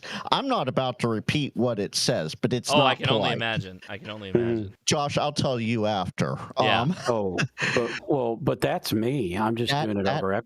That jammer is a female who has her son living at home in an apartment. What do you even do against that, Don? What now, Don? What now? You go to the kid's school and talk to the principal.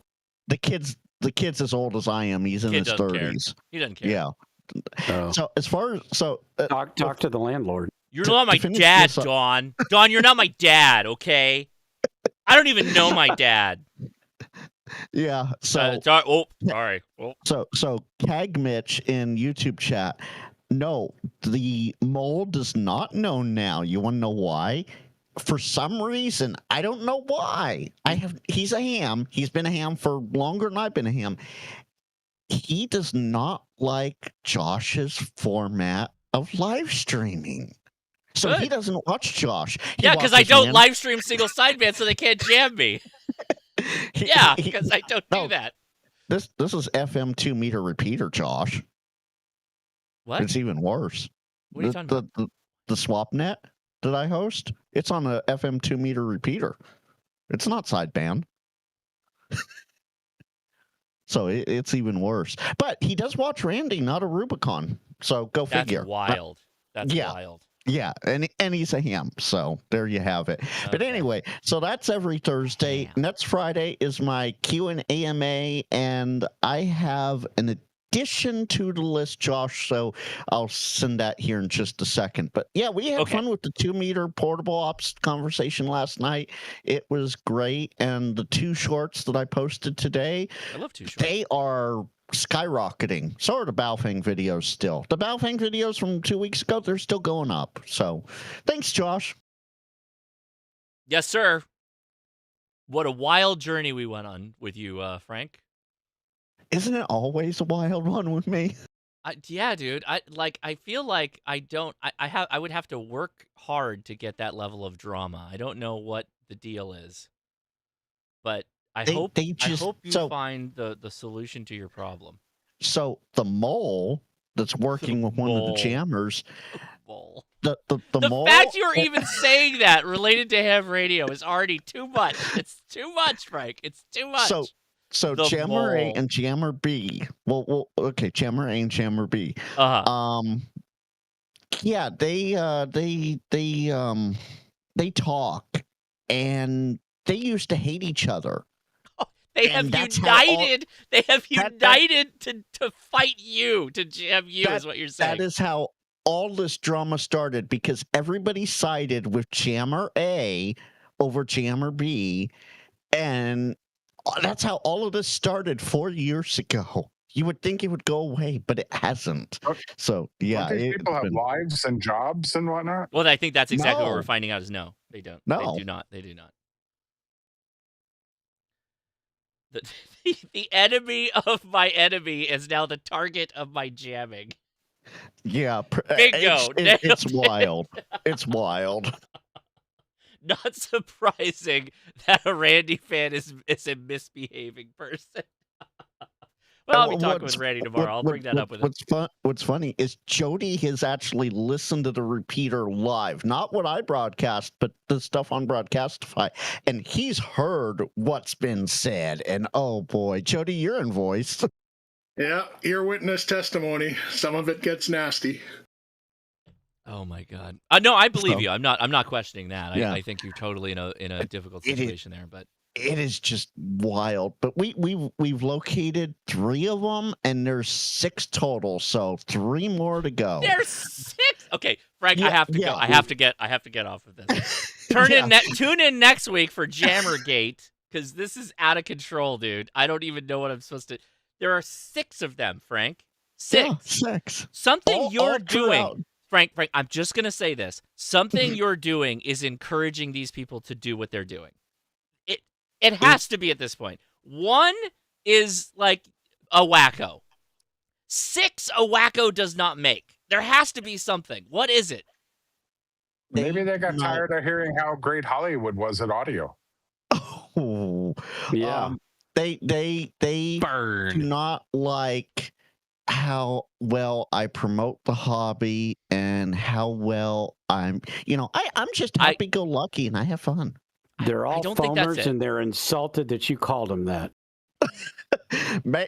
Don, no. Or they hate trains is what's happening. They actively hate trains. Then go sabotage the railroad, not me. But no, all this started. Well, that's a because full-on crime. Yeah, well, that's their problem, not mine. Jammer A and B didn't get along, and everybody decided with Jammer A, now they're all enemy of the state of Jammer B, and now Jammer B is like, oh yeah, I'm buddies with Jammer A again. We have hit peak dad joke. Somebody said, "Lol." Now we've gone completely off the rails. So thank you. We have done it, Frank. We're gonna pause this story. Let's tune go on in to Tim again next let's week. Get to Tim. We'll tune in again next week for the update. But next is Tim, Grayman POTA. Are you there, man? Did you hang out through the hot jammer talk? Do you have thoughts, or do you just want to talk about your great channel? I'm not sure how you guys survive out there, Frank. 8-6 jammers on a swap net. Yeah, dude, they're just trying to swap radios. God, That's all they're trying to do. Man, all the indignity. Oh my God. Golly. So what do you got going on? I tell you, I get them occasionally. When you're doing POTA on sideband, and you just push through them, right? And the thing that jammers I think have found out is I'm more stubborn than they are, so I'll just push right through them, and I don't care. And we'll keep going. So even if I'll fake it till I make it, kind of thing. So they tend to move on pretty quickly. But just staying busy this week. I am working. You had Freddie Mac on a little bit earlier talking about Allstar. I've been dabbling in that myself, and I picked up an all-scan node that runs off a Retevis RT85. What you call it? An all-scan node? Yeah, allscan.info, and it's the interface device that bridges the computer to the radio. Okay. But it has a Redibus RT85 HT attached to it, and so I had it down there at Huntsville using a Raspberry Pi. But this particular model that I got actually runs on 12 volts directly. Nice. And so I've got a 12 volt computer to go along with one of the little mini computers. So probably this week I'm going to be getting that running. I think Debian 12 is what they recommend when you're running the full version, and then ASL3 and get a mobile node. So I've had one in the truck for a while now, so it's kind of cool. I just flip on the hotspot on my phone when I get in there, and it connects and ties into like Jason's hub or Freddie Mac's hub, and then I'm on the network. Yeah. So I have a follow-on question for you, because did I screw up on our kids table thing, or do I owe you a date to work out when we could actually do that? Yeah, we can get one scheduled. I'd like to get you on here because I kind of want to talk about ham radio and YouTube and being a ham some radio of the great YouTuber, stuff I that we've think, was seen the over the last topic. couple years. Yeah. I'm kind of curious to do that. So I don't know what I owe you. If you ping me, we'll sort it out. So sorry about that if I dropped the ball. No, not a problem. You're busy. Everybody's busy, and that's the thing, unfortunately. So, but yeah, and then Kids Table every Wednesday night, 8 p.m. And on the weeks that you guys are doing Ham Nation Live, we stick to an hour, but on the opposite weeks, we are free to extend the topics out and go a little bit longer. So that's the perfect time for me to be on, because I won't be doing Ham Nation. So that's perfect. Okay. All right, we'll pick up an off Wednesday then. Okay, very good. Nice. Well, thank you, buddy. Thanks for hanging out. I appreciate it. Feel free to dive in there with your thoughts. All right. I believe next is one Mike K at MRD. The Merds is in the house. He is. What How's did it going, I do man? to be so blessed to follow Tim? It's alphabetics, sir. Straight up alphabetics. I think the keyword was just alpha. What? No, it's just he goes by K Murder, and then wait, isn't he above you? Yeah, Gray Man's ahead of you. So you got I'm all just those. usually so used to waiting longer. There's usually a few people betwixt ourselves. It's interesting. It's interesting how like YouTubers have. I noticed that, like, depending on what the topic of the show is, the YouTubers will either like join or they won't. Like, a lot of our HF YouTubers are not here. Like, they're just not here. Like, there's a ton. Bill's not here. K6ARK's not here. Well, screw them all. Digital Rancher, K6ARK is at an event with another ham that comes in here too. So you lost those two. Just off We the would bat, never blame K6ARK, just for the record. No, of course not. No, I'm sure but he doesn't do digital modes. I think he would be okay with me saying that he really doesn't do digital modes. Sure he does. Morse code. Okay, yeah, but that's The original digital code. I know people say that, but I don't think that qualifies as a digital mode. Like, theoretically, it does not. I know people say it. I don't really care about it, but the letter of the law, I don't believe does. For K6ARK, damn it, it counts. For damn it, That's all I'm saying, okay? For gosh. Okay, calm down now. Jeez. Calm down. All right, calm have down. another Malort. I will. So hi, I'm Mike K at MRD. I have a channel called Ham Radio Tube. Oh hey, that's me on the screen. Dude, the arch. The arch. Dude. What's going on with the arch, dude? Did you tune up the arch? No. Dude, you'd get arrested if you did that. Yeah, I heard. But I'm already thinking. I know the who is it? A0Z and Sterling have been talking about tuning up the arch for like, I don't know, a decade now. So you can talk about it, but I'm thinking, because someone was just DMing me a few minutes ago about, and I've gotten a lot of comments in the chat or the video about like, dude, tune it up with your G90. Like, you don't think I thought of that? But so we went in there and like there was nobody there. It was a Sunday. Like, I don't know, 1:30, 1:15 we got there or something like that. Mm-hmm. I was on the road back to Texas at 2 p.m. for whatever that's worth. So the Ranger, like we set up, me and Aaron are walking in and we're scoping. I'm like, we got to get away from the arch. We got to get in these lines of trees. Yeah. And it's very pristine there. Grass is perfectly cut. The trees are trimmed. Everything is pristine there. Yeah. So I'm looking around. I'm like, all right, to our left, there's a fence and a tree line. And then behind that fence is a freaking train track. So I'm like, let's just go over here. We'll hunker down. We'll set up, be done and done. And we did. We were set up in like 5 minutes. I like a good hunker down ham radio. I like it. Okay. But then the Ranger saw us, and we saw him. Oh. He's driving around in his car. Yeah. And he passes us. We know he does. And then he comes back and he gets out. Turns out totally cool. Like the coolest guy you'd ever meet. Oh, He's I love like, it. Okay. Yeah, I know what you're doing. I was freaking out. He knows, all right, good. Yeah. He's like, because he saw us, because we legit look like we could be hunkered down doing drugs where we were. Yeah, you're just like full on crack from a far smoking. vantage point. Yep. We literally just went into the shadows hitting and the knelt meth down. pipe. Yep. But once he got closer, he's like, "Oh, I knew what you guys were doing. Your ham radio operators, Parks on the air. I get it." Like he said, Parks on the air. Like he. Oh, knew nice. what Oh, it was. knew it by name. Yeah. Trademark. Yeah. Oh yeah. Parks on the air.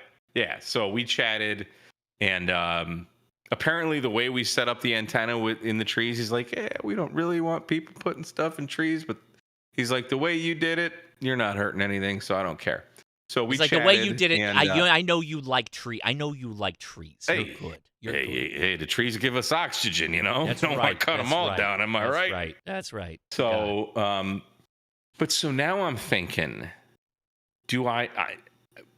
we need to come at this from a scientific and videographic approach to the quote unquote arch people. To like, how do we get in as a science experiment to allow them to connect us, our antenna to the arch? Okay. Is it magnetic? I don't know. Okay. Well, that's what I'm thinking. Like, because there's, it's not one solid piece of metal. Yeah. There's sheets of metal that make it all up. So the first thing is, do those sheets of metal is there conductivity between them? If not, then there's no point in loading it up anyway. I'm guessing. So here's my thoughts, and I have thought about this at late nights, and I'm gonna share that with everybody right now because there's likelihood of me doing this is probably low. I think you need to take something like a QDX, and you need to be able to wirelessly connect to it, and it needs to be in a project box that can slap up against the body of the arch, make a metal connection, metal to metal. And then you have a tuner in that body. So the radio has to be somewhat isolated. But the tuner is going to have to be able to be connected. So the problem with doing a G90 is you're going to have to do all this remotely, wirelessly. And I don't know that you can. But you probably work something out. Oh, wirelessly. No, because you have already said, like, you can't just sit at the base of the arch and, like, just like a goblin, just be effing around with what wires. What you're explaining is like a guy in a black coat slaps a C4 bomb on the arch. That's exactly what you just described. No, so I didn't say. Okay, explain. Go ahead. I didn't say make it look like C4. I just said, like, put something at the base. What you described to me painted the picture of a I guy guess slapping. that would look like you that. know what I mean? Yeah. Something in a box on it. Yeah. Okay. He's doing a Okay. All right. Yes. No. Okay. Anyway, I see it now. Yeah. Anyway, okay. You got me. So, if we can get in from the angle of like, hey, we're nerds, and we do this here already. So the angle is like, I need to find that park ranger who we spoke to because he knew who he was. So we get the information from him. Say, hey, this ranger referred me to you. I have this idea for to use how do we work this the out? arch. Exactly, and you just go up the ladder. Like you don't know unless you try, right? I need to find the postmaster general of Rangers. Are you him? Tell me there's not a ham alive that would love to use the St. Louis Arch as an antenna. Oh, totally, dude. Everybody wants to do this. They see it and they go, will it antenna? That's what they want to know. Even though it's grounded. Yeah, I'm sure it's fine. Grounds all over. It's fine. Doesn't matter. It's fine. Everything I did in my Willet antenna still try it with the G90 is grounded. Yeah. There's still magic. There it is, man. We found it. We found it. We found it. There it is. There's the matching coil. Oh, I love this. The I other love this thing, so much. to get off the arch. Yeah. So last Tuesday, I had the idea to design a key because Aaron from Modern Morse, I interviewed him like a year ago, and he's like, "Yeah, we'll make you a custom key." And through the years, he'd text me or whatever, and he'd be like, "Hey, you got an idea for a key?" I'm like, "No, it'll come to me. Whatever. I don't care when the time is."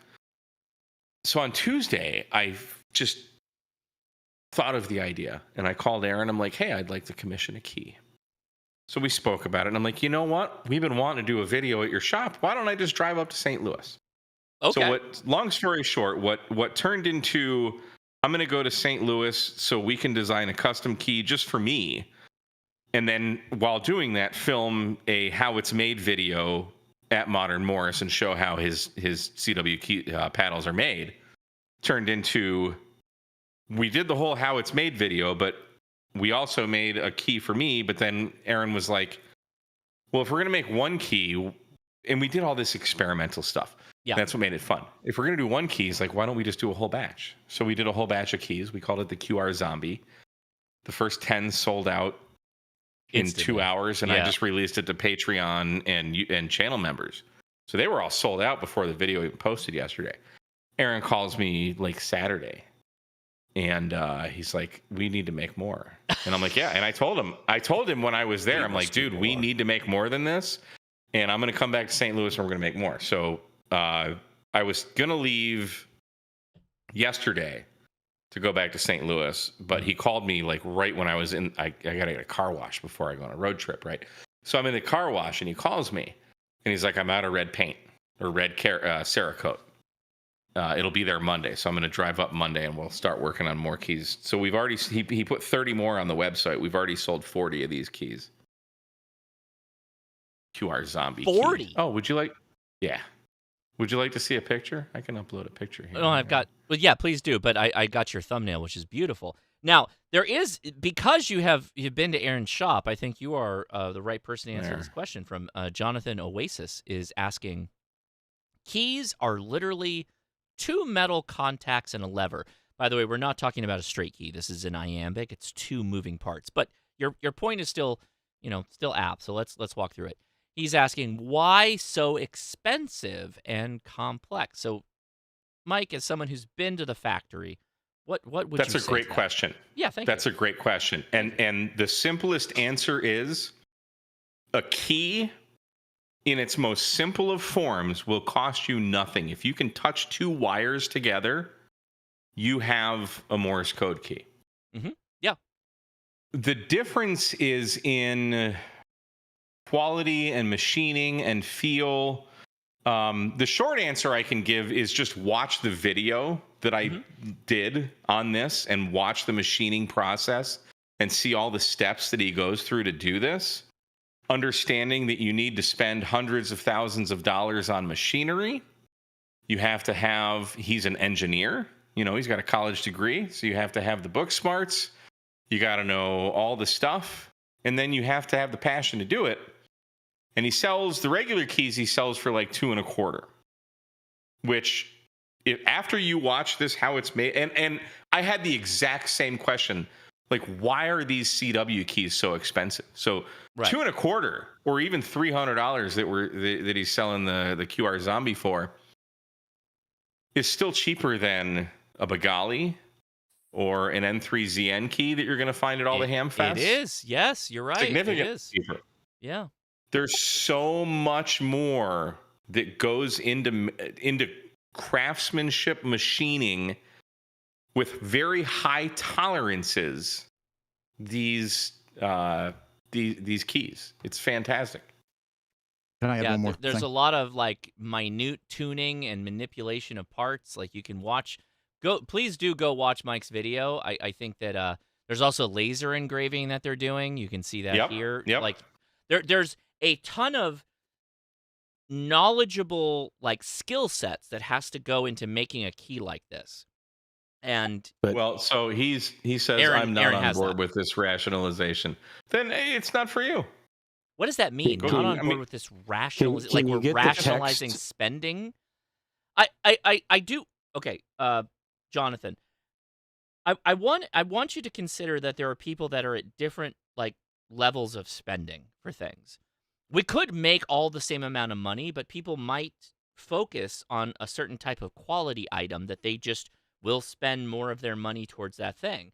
You might not be able to justify it, but to them, they can feel the difference, or maybe you're totally right, and they can't feel the difference, and it's not really different. It's kind of like high-end audio or something like that, where you're like, I don't get it. Why would you pay so much money for a cable?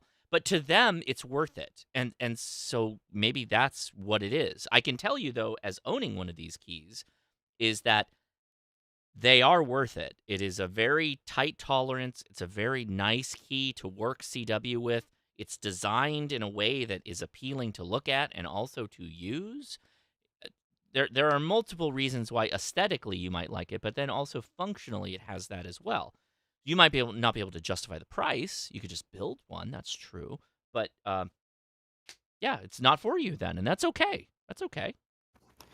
And Mike, can you customize the text? I think I asked that, but I don't know if there was ever an answer to it. Customize the text of what? I am not a no-code extra. That's not the key we're selling. So, but on the back, you showed one, and that's what it said on the back of it. Is that not the clearly case? did not read what I said.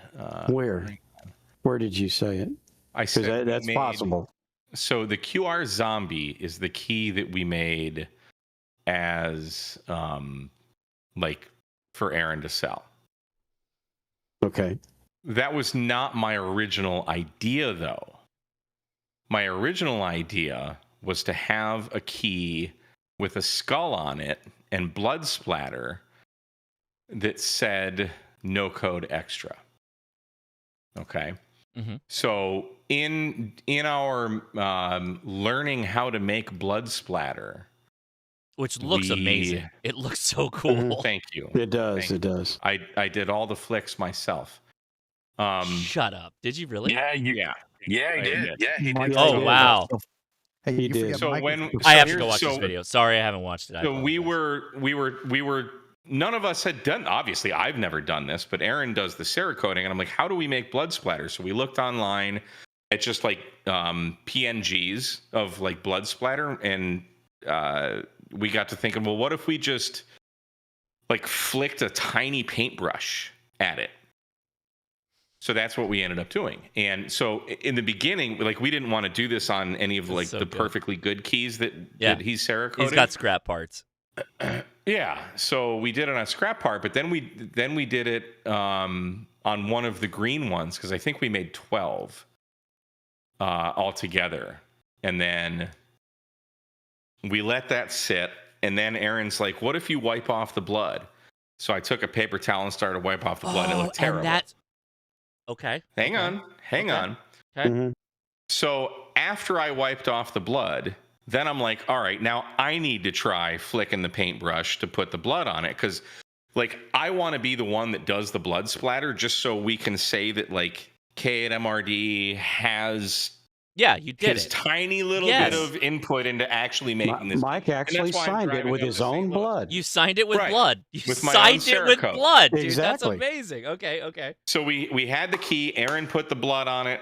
About 10 minutes later, I wiped it off, and then I put my own blood splatter on it. And the blood splatter just looked terrific. But the background of the key and stuff, because we'd rubbed it off, was not the one we wanted to sell. So I'm like, you know what? Let's take that one because we love the blood splatter. Yeah. And let's do this one the way I had actually envisioned. And I'm hitting enter now. So we took the Metallica Scary Guy and no code extra and laser etched it on the back of this key. Mm-hmm. That is a not for production key. That's James Hetfield from Metallica literally drew that skull guy. Yeah. And it's called Scary Guy.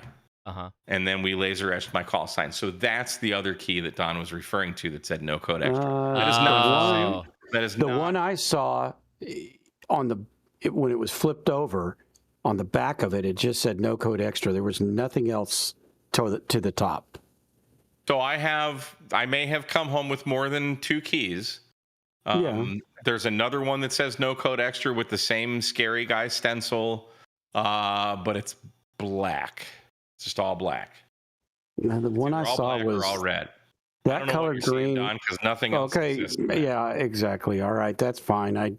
I know I saw it on something, and I was like, okay, I don't want that one, but I think you're getting your brain compartments mixed up. But anyway, maybe if you watch that's why I'm asking. Video, yeah, it's fine. If you watch that video that we made of how these keys are made, it's fascinating. There's so much work involved in it. Yeah, I would watch more of those videos like that, Mike, that are members only, but YouTube will not allow me to. Every time I do it, our servers are broken. Every time. That's because they're set for members only. Aren't you? I am a member. Yeah, I'm a member. I've watched them. Are you in the past. A channel member or are you a patron? Both. Both. Last I remember, I was a channel member. So I want to add some context. Josh audio. Okay. Yeah. And by the way, it's not just yours, Mike. It's also TO's, and I know I'm a channel member on his. That sounds like a YouTube problem, Don. Maybe I have you blocked. No, I'm kidding. So Mike, it's a YouTube. It's a YouTube thing. So, Mike, I have the ultimate question for you. Did you enjoy any of the trains going through the arch tunnels while you were there? We were there we didn't see any. We were there for 20 minutes. I'm going to call Bull right now. While you were activating, there was a horn that went right past you. So he didn't enjoy the trains then? Yeah. That was on the Chain of Rocks bridge about a mile away. Oh, okay. shoot, he's here. A lot closer. What's up, man? Oh, what's up, guys? Thought I'd pop in real quick. Yeah. So while you're here, allow me to reply back to an individual that's in the chat. So again, Mike, can you tell me or Rolla, you can tell me too, how many keys eventually were sold that were this zombie, this design?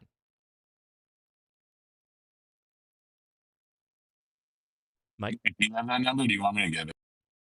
Go ahead. You're the man. Give the number. So we sold a total of 40 keys total. Okay. So to think in the amateur radio community that there wouldn't be 40 people willing to pay for this is naive, right? So to the individual in the chat that's like, I don't know why this is so expensive. It's not for you, man. It's for the 40 people that bought it, that they look at it and go like, this is a piece of handcrafted art and they want to own it. It's not you, and that's cool. You're talking about 40 pieces. You're telling me statistically in your brain you can't suss out how there's 40 people in the amateur radio community that would be willing to pay for it, and I know there's more too. So, anyway, it's not you. It's fine. Yeah, I've been getting emails nonstop since we sold out, asking when we're going to make more. Oh, there's no way. Impossible. It's too expensive. It's too expensive. There's no way. There's only one mic. Yeah, dude, you do amazing stuff, man. Good for you. And your my collaboration is amazing. That's awesome. I love it. I hope that video takes off, and I hope other manufacturers in the United States invite Mike and other YouTubers out to go see how things are made. I think it'll give a lot more perspective to American manufacturing. For sure. Oh yeah.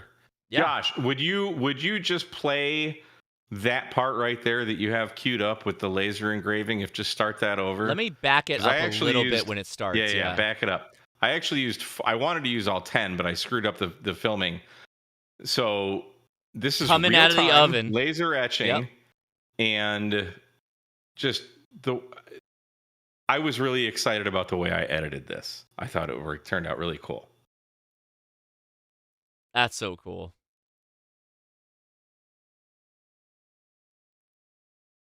And that's how fast that laser etches it. It's crazy.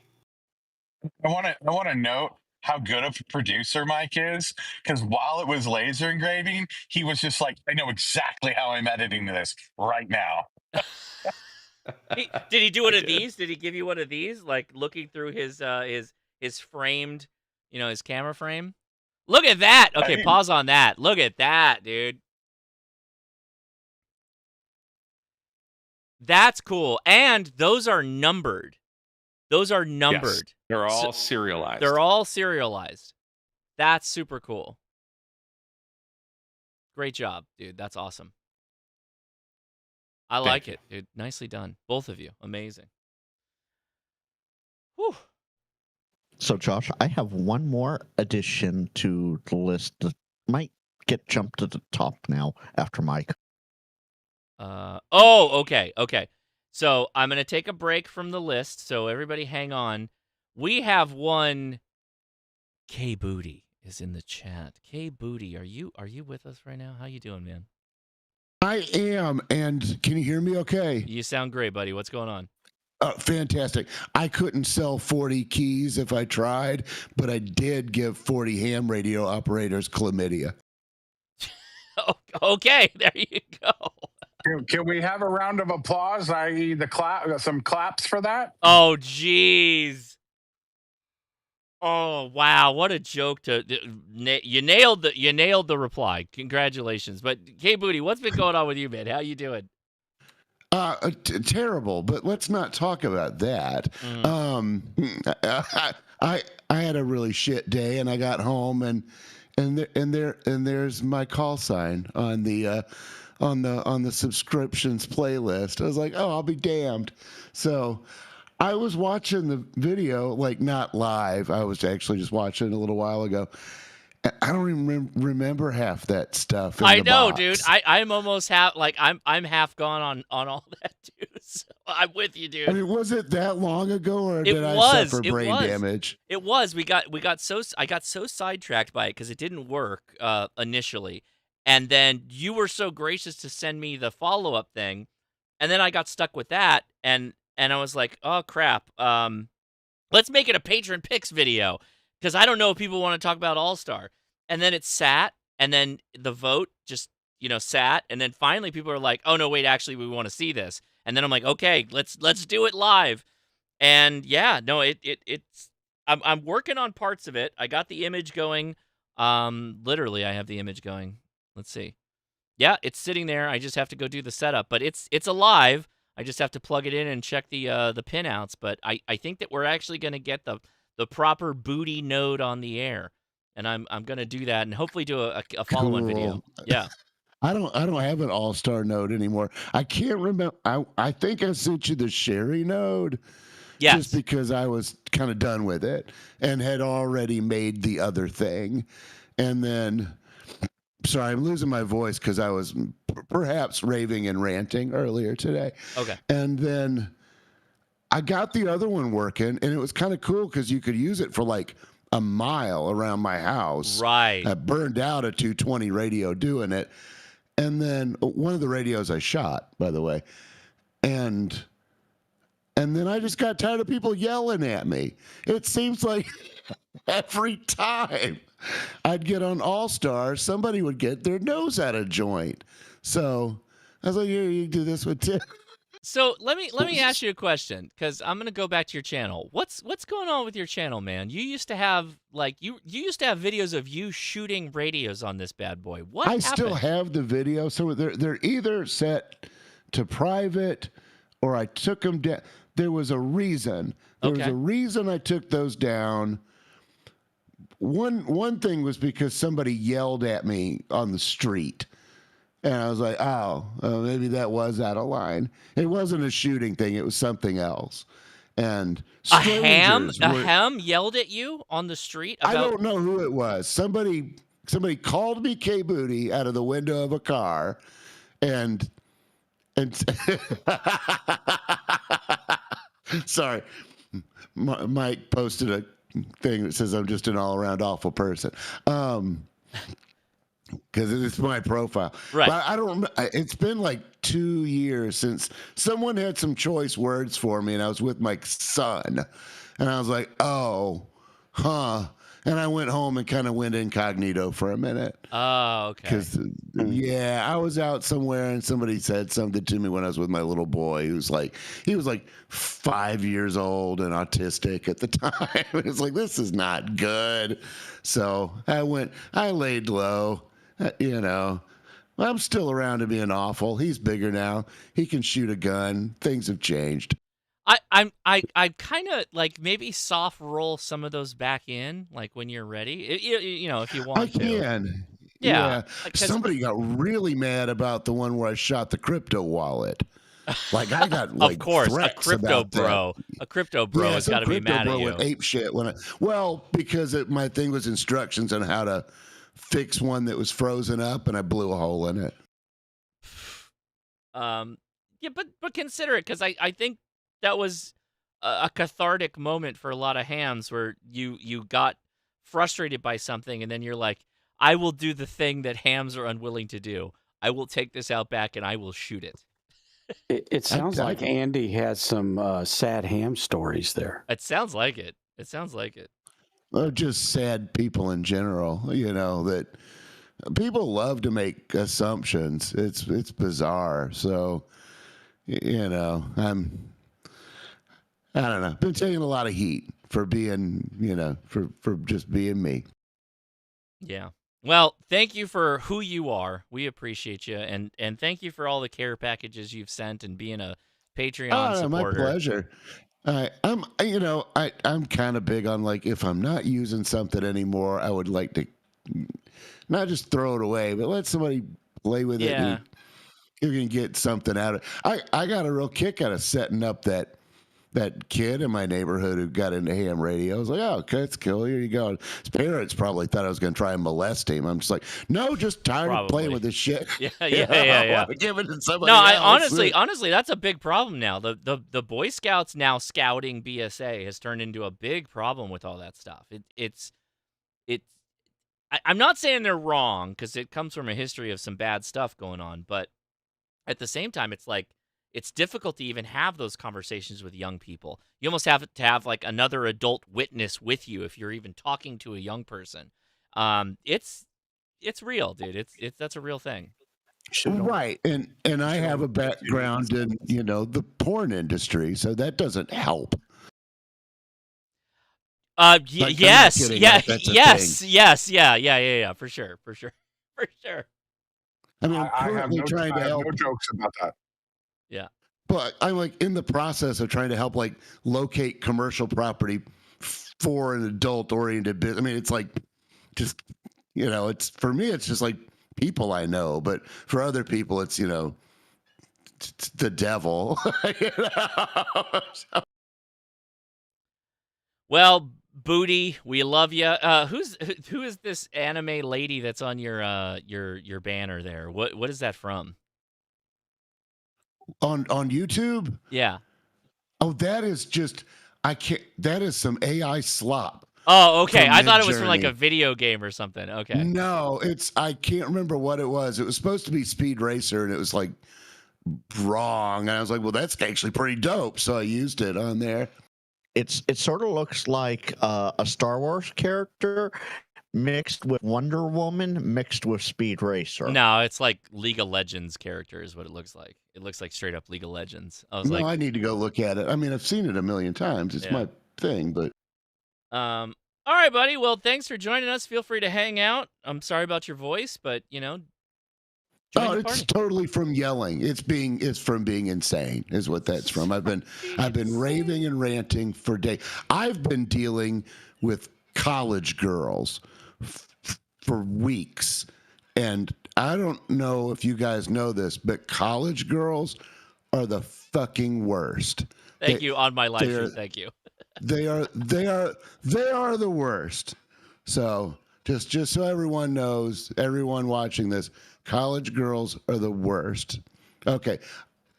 There you go. It was really nice talking to you guys. I'll lurk now. Okay. But cool video. I loved it. 5 stars.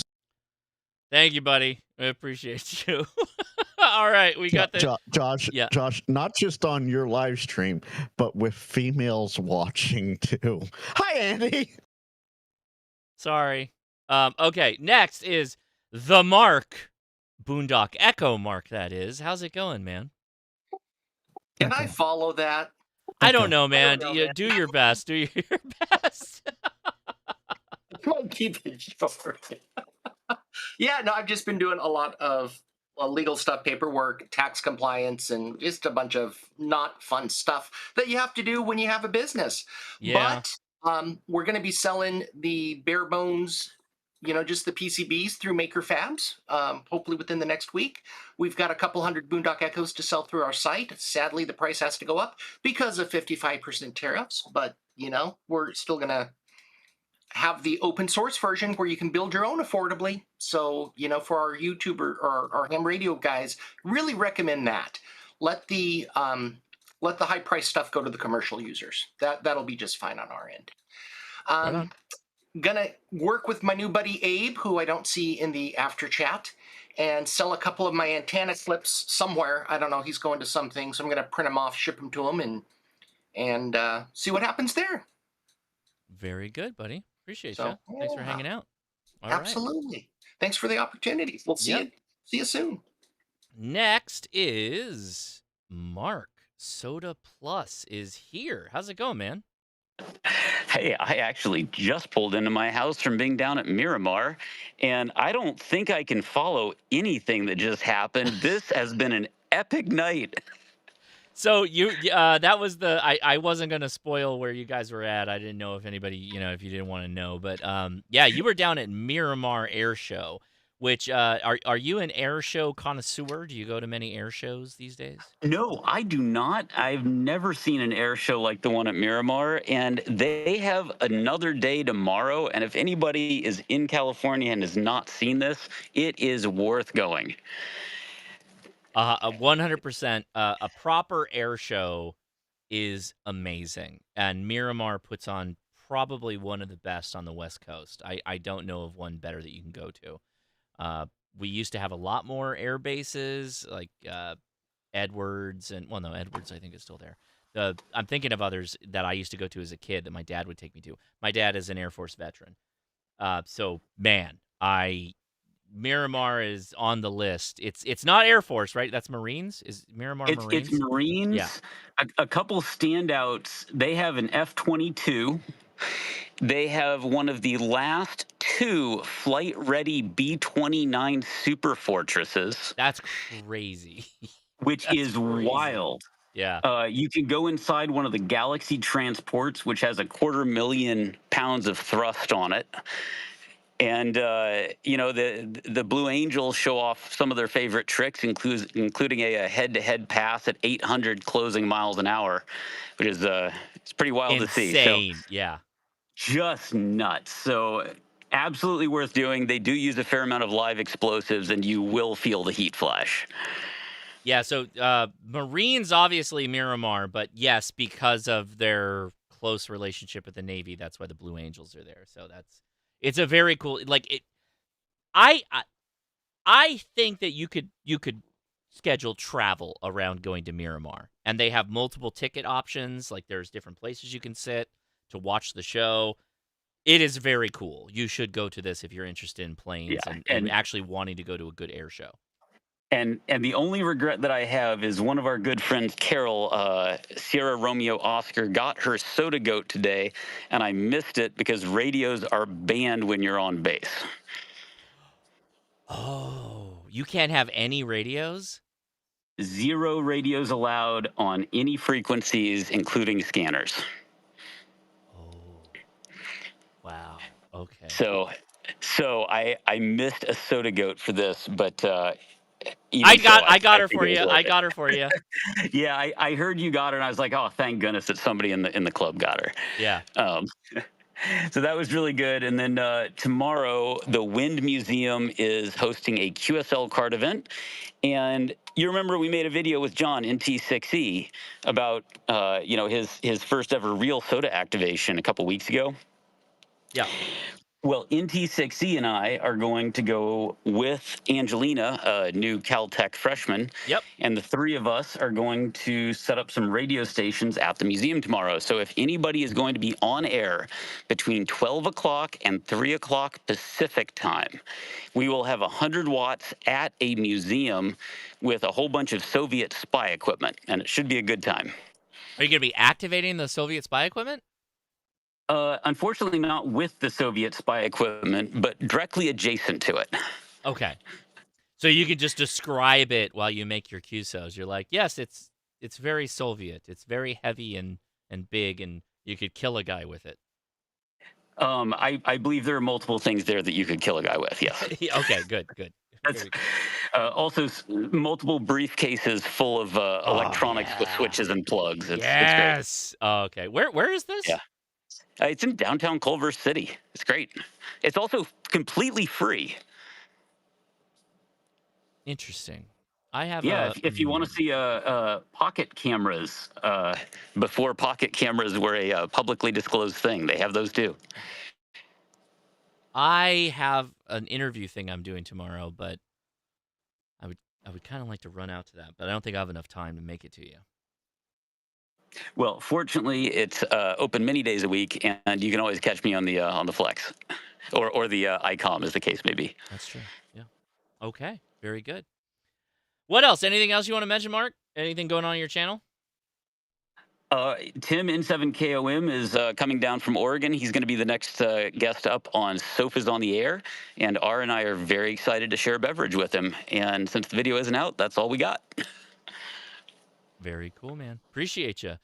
All right. I think, Frank? Hey, Josh. Yes, sir. Yeah, okay, yes, list is done as far as I can tell. Yes. But I want to make a special shout out to Mark at Soda Plus. Okay. He helped me figure out that the adapter cable from my 1/4 inch to my 3.5 millimeter for the Morse code paddle that I had was busted, and that's why I've never had a full paddle. I've only had a half paddle when working CW. He last week after the after chat, we'd been talking and we worked it out, and I got a new cable in this week, and boy, it is great being able to use both sides of the paddle. So huge shout out to Mark for helping me work that one out. Well, that was a fun debug process, Frank. Yeah. So you literally redo the wires was the solution, right? No, just get a new adapter to plug the 1/4 inch Morse Morse keyer into the 3.5 millimeter jack radio. Love it. Very good. Well, you're all set to go then. Nice. All right. I got a question. Yes, sir. Go ahead. Quick. Okay, earlier, right before you gave me my shout out, my ears perked up. Somebody said something about Chain of Rocks Bridge. Who was that? That was me, Aaron. Right on. Were you in St. Louis, or is there another Chain of Rocks Bridge, or are there like 50 of them all over the country? No, that's I'm in Lake St. Louis. That's Mike was up here shooting that video. My machine shops. Oh, so you're in town. Hello. I didn't know we were neighbors. Are you watching? Cool. Are you watching the live stream by chance, Booty? No, I still have your video paused. Okay, so from earlier. Yeah, so Rolla, who's the one replying to you, he's the guy who makes the modern Morse keys. Okay, cool. There's some really nice handmade Morse code keys that he right does, on, and he's in St. Louis. Oh, hello. And the only reason why the bridge name came up is because I asked Mike if he enjoyed the trains as they were going under the St. Louis Arch tunnels there, and Aaron said, no, that was on the bridge across the way. So it sounded a lot closer, but hey, my hearing is my hearing. So K-Booty, to catch you up to speed, I was in St. Louis last week meeting up with Rolla, and we made some CW keys, and then we activated some parks, and now I'm going to be up there again on Tuesday. Oh, this Tuesday. It's an ongoing thing. Yes, very good. Yes. Okay. Oh, well, you guys should give me a buzz when you're up here. Okay. And I will say hello. We'll do say a what? POTA. Well, I mean, I could do a POTA. I don't mean to invite myself. It's just I'm not used to people being around. It's just Kyle. I just invited you. Okay, sorry. It's been a long day. If we have time, I don't know. We're going to be busy making keys, so I'm not promising. Exactly. Anything, yeah, right. Exactly. So, I quit smoking and I'm insane. I quit smoking when I had my near death experience, but I've been off nicotine now for about 3 or 4 weeks, and now I'm really insane. So if I sound discombobulated, it's because I'm insane, and I apologize. All right, well that was cool. I just heard Chain of Rocks and was like, oh, that's local, and it wasn't Kyle. Oh yeah, that's right. Because Kyle is your local guy. Other than Sterling occasionally when he gets into town. So correct. Yeah, I hear you.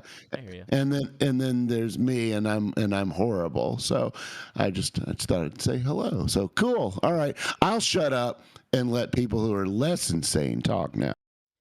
Well, I have a question for the chat because So now I'm going fully off the rails unless you want to open magic packs, because I got some magic packs to open, but I don't think that's what you're here for. So I noticed that HBO Max just dropped the new Superman movie. So who's seen it? Right, this is the one with Guy Gardner and Mr. Terrific and all that. Like, is this good? Because I'm probably gonna make the kids watch it. I don't think I have to make them that hard. It's worth watching. Okay, that's what I thought. It looks good. I haven't heard many hate things about it, so that implies that it's probably fine for me. But Frank is It'll a be DC absolutely guy. fine for children. It's a more upbeat one overall. The action scenes were fine. Everything about the movie was fine. I am just a hardcore. If it isn't Christopher Reeves or, I'm biased. Okay. I grew up on Superman. That's my jam. If it's not Adam West, I'm not watching it. If it's not Michael Keaton slow moving every time he turns, then I can't do Batman. No. If it's not Reeves or Cavill, forget it. Okay, well, you got me on I wouldn't go Cavill. as far to say it's dope, but it's pretty good. It's not terrible. Okay. That's a real endorsement. I hate everything, and I didn't think it was terrible. It was. Dude, Mike plays Magic. Mike plays Magic. Mike's in the chat right now dropping the frickin' Soul Stone, which is one of the rarest cards to get out of the frickin' Spider-Man set. That's crazy.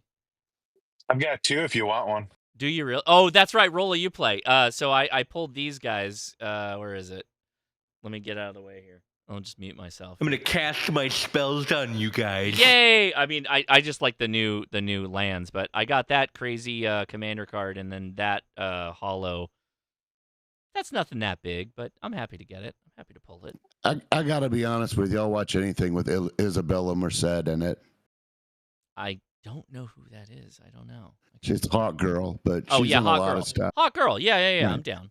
Yeah, and I'm 90% gay these days, but I would give that up for her. I'm pretty sure she's 90% gay as well. So I don't know that I want to go down this road necessarily, but I know a ton of gay guys who look at hot women and go, "That is a hot woman." I enjoy, the hot womanness of the hot woman. I mean, just because you're gay, that doesn't mean you can't appreciate, right?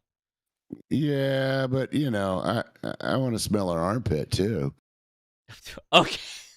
Thank you, Booty. Thank you so much. You give him an opening for clarification. Never give him an opening, kids. Never give him an opening. Never give the opening. Do that. Oh my God. Okay. That's the 10% that came out. Okay, question. Go ahead. Please, question. Go ahead. So do your noobs now understand the colorless mana? Oh my God. Oh, Jesus. The explaining colorless mana to the kids. So, all right, everybody. This card is a oh my God. There you go. It requires 1 plains because of the little sun, and then 2 of any color mana. And you're like, okay, I can do a mountain, I can do a swamp, I can do a mountain, island, blah, blah, blah, whatever. But then there's some cards that they just have this weird diamond thing with a gray symbol, and that's colorless. And you're like, well, what is that? And I'm like, it's not colored. It's not one of the other ones. It's just like random mana. You can just use it. And they're like, I don't understand. Why doesn't it have a color? Because it doesn't. It just doesn't. It just doesn't. You just use it. It's like, oh my God, what am I doing wrong? Oh my God, everybody's dropping their magic cards right now. So is it not worth as much?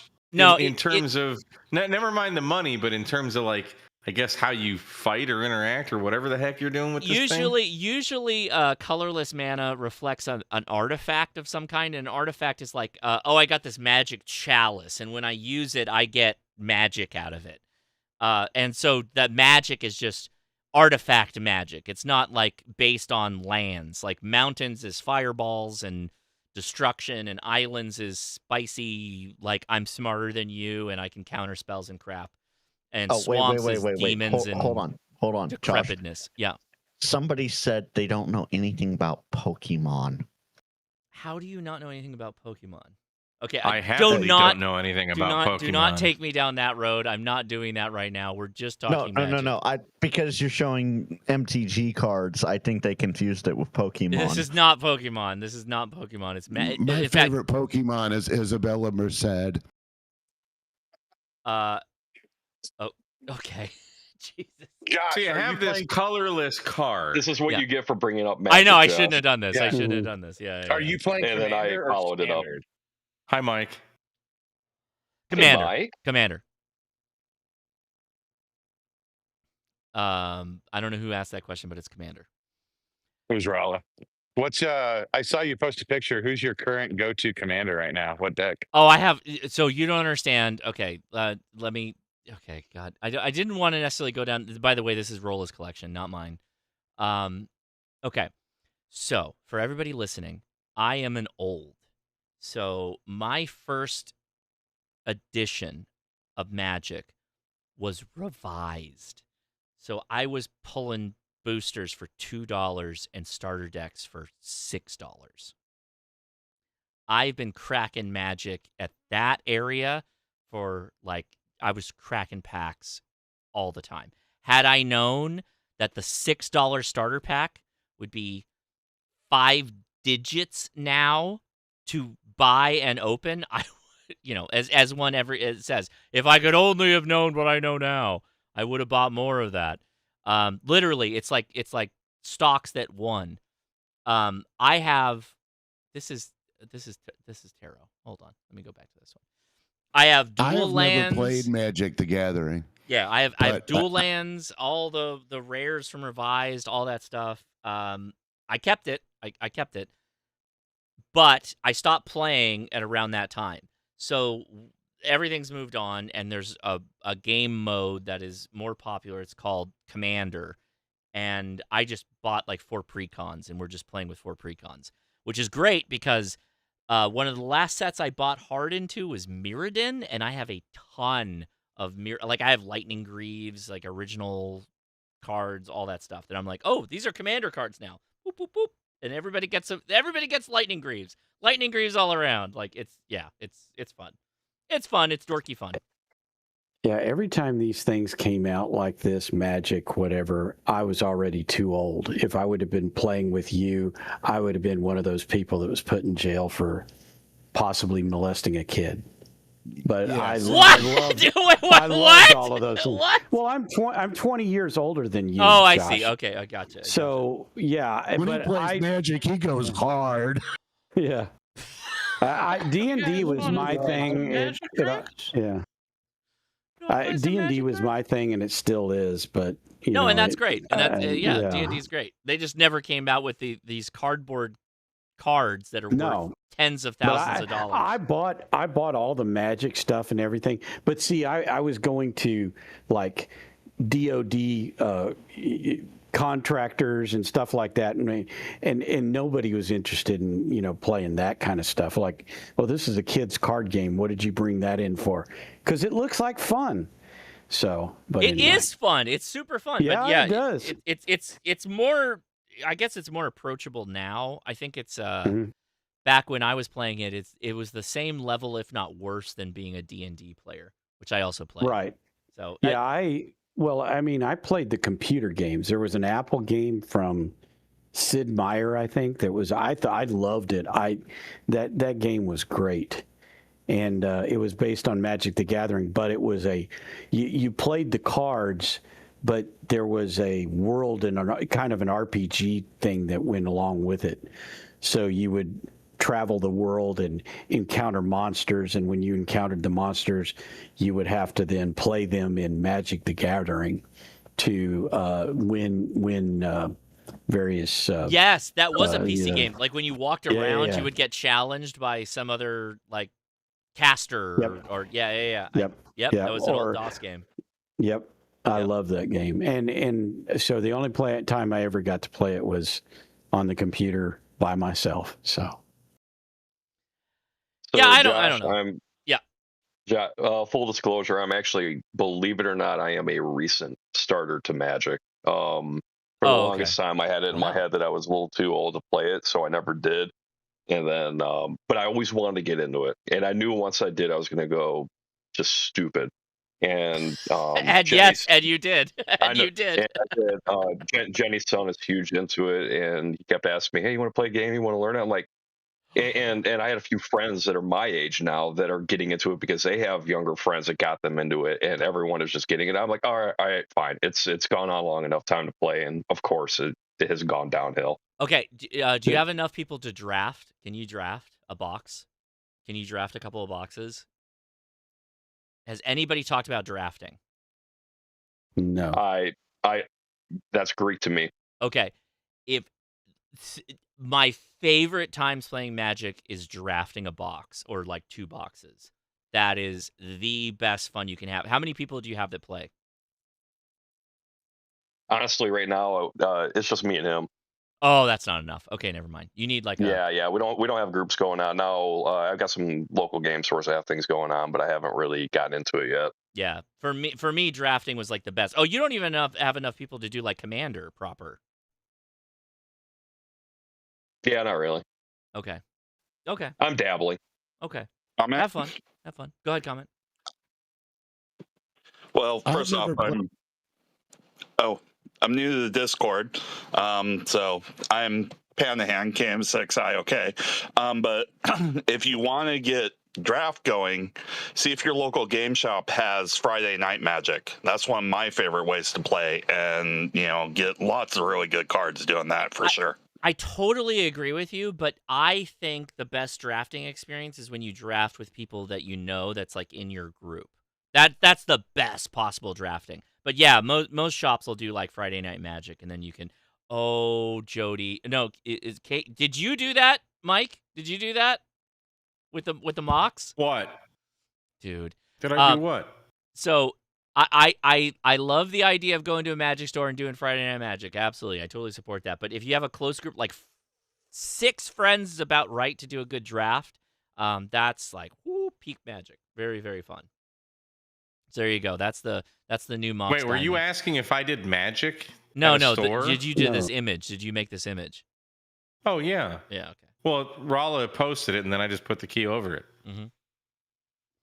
Nicely done. I like that you lined up the borders too. You did a little tilt to it. Very good. Yeah. I just did that in Canva, and yeah, I couldn't get rid of the border. Well, I mean, I could, You just gave me a great idea. I didn't Rolla, care to get rid of the border. Magic. Can we do a Magic collab?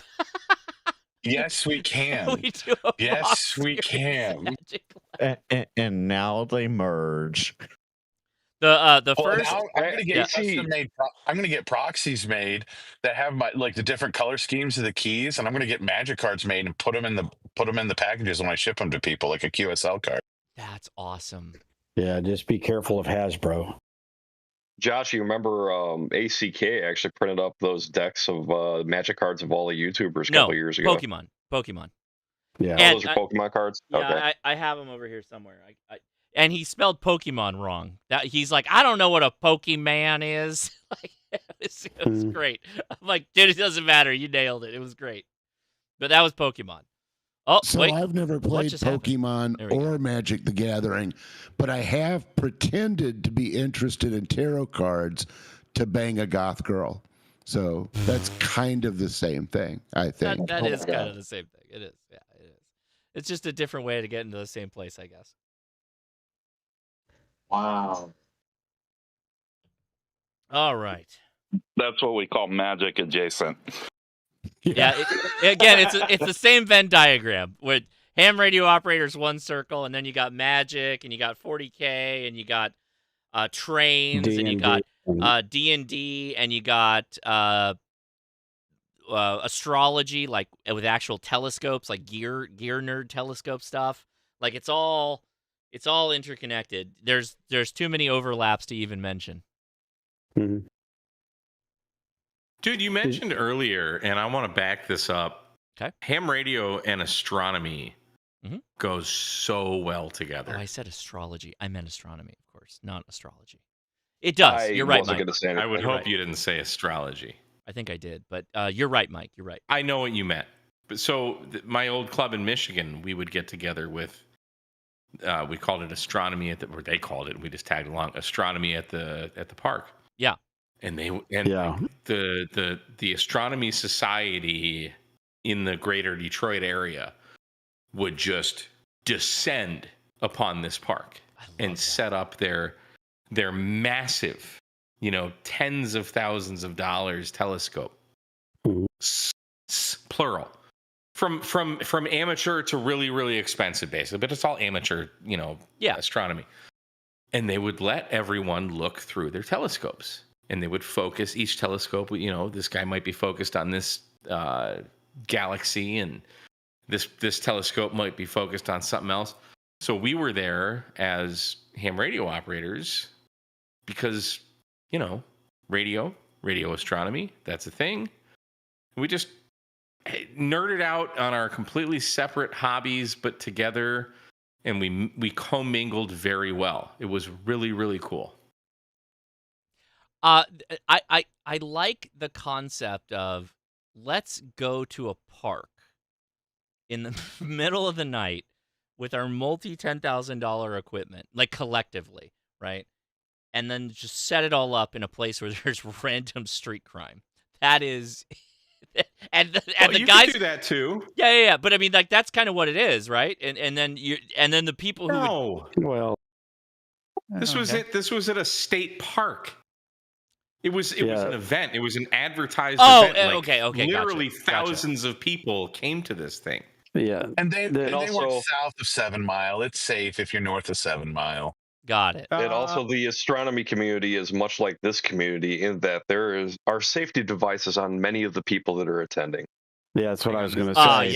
Yes. Hang on. I like that. This is before I knew how to make thumbnails, but that video right there, look how young I was. Look how oh my young! God. We got a young Right? Mike HMRD. Look at this man. Where is this? That video right there is showing what I'm talking about. Nope, that's not it. Do that again. Where is the? Oh, I It's just in the got Discord. hit. I know. I just got hit. Like AI decided to pop up on my screen. Like, oh yeah, you just want to do AI stuff. And I'm like, no, I do That's not. Mike before 10 years of the comment section aged him. Yeah. Mike, you gotta get into EME, man. That's your next step. No, screw the moon, Earth, galaxy, Earth. You gotta wait a while for that to bounce back. Yeah, few hundred years, no big deal. Somebody in Netherlands just bounced off off Venus.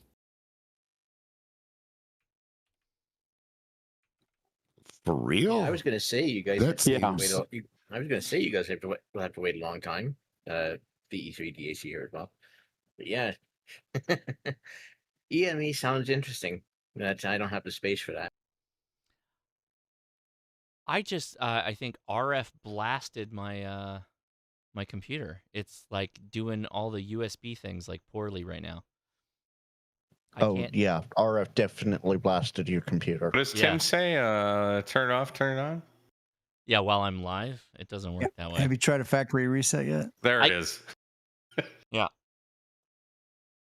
Okay, so while you're trying to figure that out, Josh, I have a legitimate, somewhat ham-related question Impossible. for chat. Okay, go ahead. Oh, okay. So I posted this today. This came in the heels of my live stream yesterday talking about 2 meters. I posted this to a bunch of groups and everything. I said 2 meters. How do we keep it alive? Exactly what the subject title says. How do we keep 2 meters alive and well? I'm not talking repeaters per se, but everything else: simplex, SSB, CW, digital modes, etc. How do we get newer hams and mic shy hams into it more?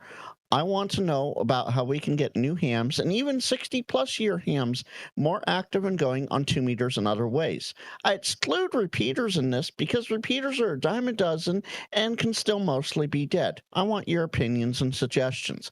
Why is it out of 66 comments, 40 of them are acting like I'm a new ham and talking to me like I'm a brand new, I just got my technician license type comments? When? Why? I think. Hang on, Josh. I had allow embedding disabled on that video, Oh. so you should be able to watch it. Oh, that's hilarious. I don't think that was it. I think it's literally because I RF'd my whole thing. Yeah. It's not you. It's not you. It's me. I can't even type on my keyboard right now. All right. I Cool. RF'd something. Something got RF'd real bad. Dude, live stream, bro. I don't know, man. This is my first time, I think. So yeah, I'm like, Well, I have so all these comments now, and this is all across multiple. I'm just looking at one thread right now. 66 comments, and almost about 40 of them I lost track after 30. So, and I kept going. Almost about 40 of them are all treating me like I am a new ham, and it's obvious I'm not, based on what I read. Right? So your problem is much like we talked about on this live stream, that I don't think enough people understand how big America is, like the United States. Like, if you have a close-knit community of hams that get on repeaters and simplex and 2 meters, that is a small chunk of the entire space. And there are parts that are just completely dead. And there are hams that live there, and they would love to have, communication like we have. And they just can't. They just can't have it. So it's like you're dealing with that percentage of people that just don't have the access you have. And then that's it. Like that's the whole thing. You know what I mean? For them. That makes sense. Yeah, it's just, why am I? It's almost some of the comments. I have to pull it back up, but some of the comments were in like a condescending way almost, and I'm like, really? That's how you're going to portray yourself? Well, I mean, I've never that's run just into YouTube. that with ham radio operators. That's just YouTube. That's just YouTube in general. Comment? Go ahead, It's not even It's not even YouTube. This is on Facebook. Oh, Facebook's the worst. Go ahead, comment. Yeah. This is to Frank's tangential, but actually more responsive to the initial question he asked. And I would say the barrier to entry, the test, just even becoming a technician to get access is probably one of those big things. It's hard for me, talking to my friends to motivate them to get into ham, for a weekend adventure or something like that when GMRS is a thing and it's a $35 fee they can pay. So even just like we're going to go out fishing, right? They can buy their fishing license, they can buy the GMRS, and then boom, we've got what we need to communicate. Whereas the testing, is a barrier for a lot of people. Okay, that is a good point. Yeah. Comment. It's different humans. Like it. Okay, go ahead, comment, and then I'll comment. Yeah. Well, so I can't speak specifically to like every area, but at least here in Northern Oregon, 2 meters is highly active. There's a lot of people who are on not only the repeaters, but 2 meter simplex constantly. And 220 is really popular out here too. So I think a lot of it really depends on the area. Well, that's what I was saying, is that, even in your area, that probably makes up less than 0.1% of the entirety of the United States. The United States is too damn big to be able to be like, oh, yeah, this is an example for the rest of the country, which I argue the majority of the rest of the country is a simplex dead zone, is my guess. Comment. Go ahead, comment. Coming from the other part of the country, 100%. The only places that you ever really hear any activity on simplex in Southwest Michigan. Any cities over about 100, 200,000 people. And I have a few that are like 50. I've got one that's about 20 miles away, and I usually actually do hear activity, very staticky in the morning on 5.2. But most of the areas out here, no, you're not going to hear much activity. Yeah, that's my guess. So going to ultimately what I wanted to know is why are people like this? One of the comments, and this was just an hour ago now, stick with analog, keep it basic, and it will work like a charm. Too many go and upgrade to fusion and things like Echolink. That was one of the comments I got. That's the worst answer. Jesus. Right. God. I'm like, how is this, and then there were a couple other comments that were actually, reasonable, sad, but reasonable. One of them was, I stopped getting on the air in the last year because the older generations feel like they are more prestigious and harbor hostile environments than the younger people simply don't want to deal with. Their daughter wanted to get her tech license, but she happened to hear an interaction between two operators and abandoned the idea. Why I know why. I know the psychology behind why, but why do some hams have to be like that? Because it's a hobby full of dudes. It's a hobby full of dudes, and even if they get older, they're still dudes, and they're full of bravado and everything else that goes into it, right? So they're just gonna be like, yeah, I'll fight a guy in the parking lot of the Sizzler after the club meeting. Like, just because they're 76, it doesn't mean they won't throw down. And it's literally their entire life has been a hobby full of dudes. So it's all just that's the way. Like that's what it is. I mean, tell me I'm wrong. The biggest problem with radio is that people are using it. It's the people. Oh yeah, look totally, at Andy. You said it better than I did. You were just very succinct. But it's dudes. It's also dudes. That's not to say I'm a man-hating person or anything like that. I'm just acknowledging what it is. It's just that's the way it is. Yeah, I mean, even in this Discord, we disagree with each other from time to time, and we say things because we know there's not a lot of kids around. Yeah, but here in St. Louis, we have this we did. I don't know if we still do, like a mentoring net they would do once a month. And new hams would get on there and ask questions. And there was one guy who would park in there every single time. And the answer to virtually everything was, buy the ARRL antenna book. Buy the book and read it. You don't need a tuner. Buy the book, buy the ARRL antenna book, and read that book. You know what's so messed? But they'd be like, but the question was, what's a good power supply? I know, but Booty, you know how okay, oh man, it's so like the onion, the blooming onion that we have opened here. Booty, the problem is that guy's not wrong. Like, obviously with the power supply, he's completely off topic. Right. But he's not wrong that people should open an antenna book and you don't need a tuner. He's not wrong. But the problem is that his message was delivered so venomously that it never actually landed. And it only reinforces this easy path to ham radio, which in reality, there is no easy path. It's just doing the right scientifically accurate path. And then you can compromise. Once you understand the scientifically accurate way to do it, a big long wire is the right way, right? If you're not looking for gain. I'm not going to get into all that right now. But if you want to compromise on that, then you just say, I know what I'm doing. I'm compromising. The problem is that so many people will go out and buy something and they're like, oh, it's the greatest antenna and it's 12 inches long and it does everything I ever wanted it to do.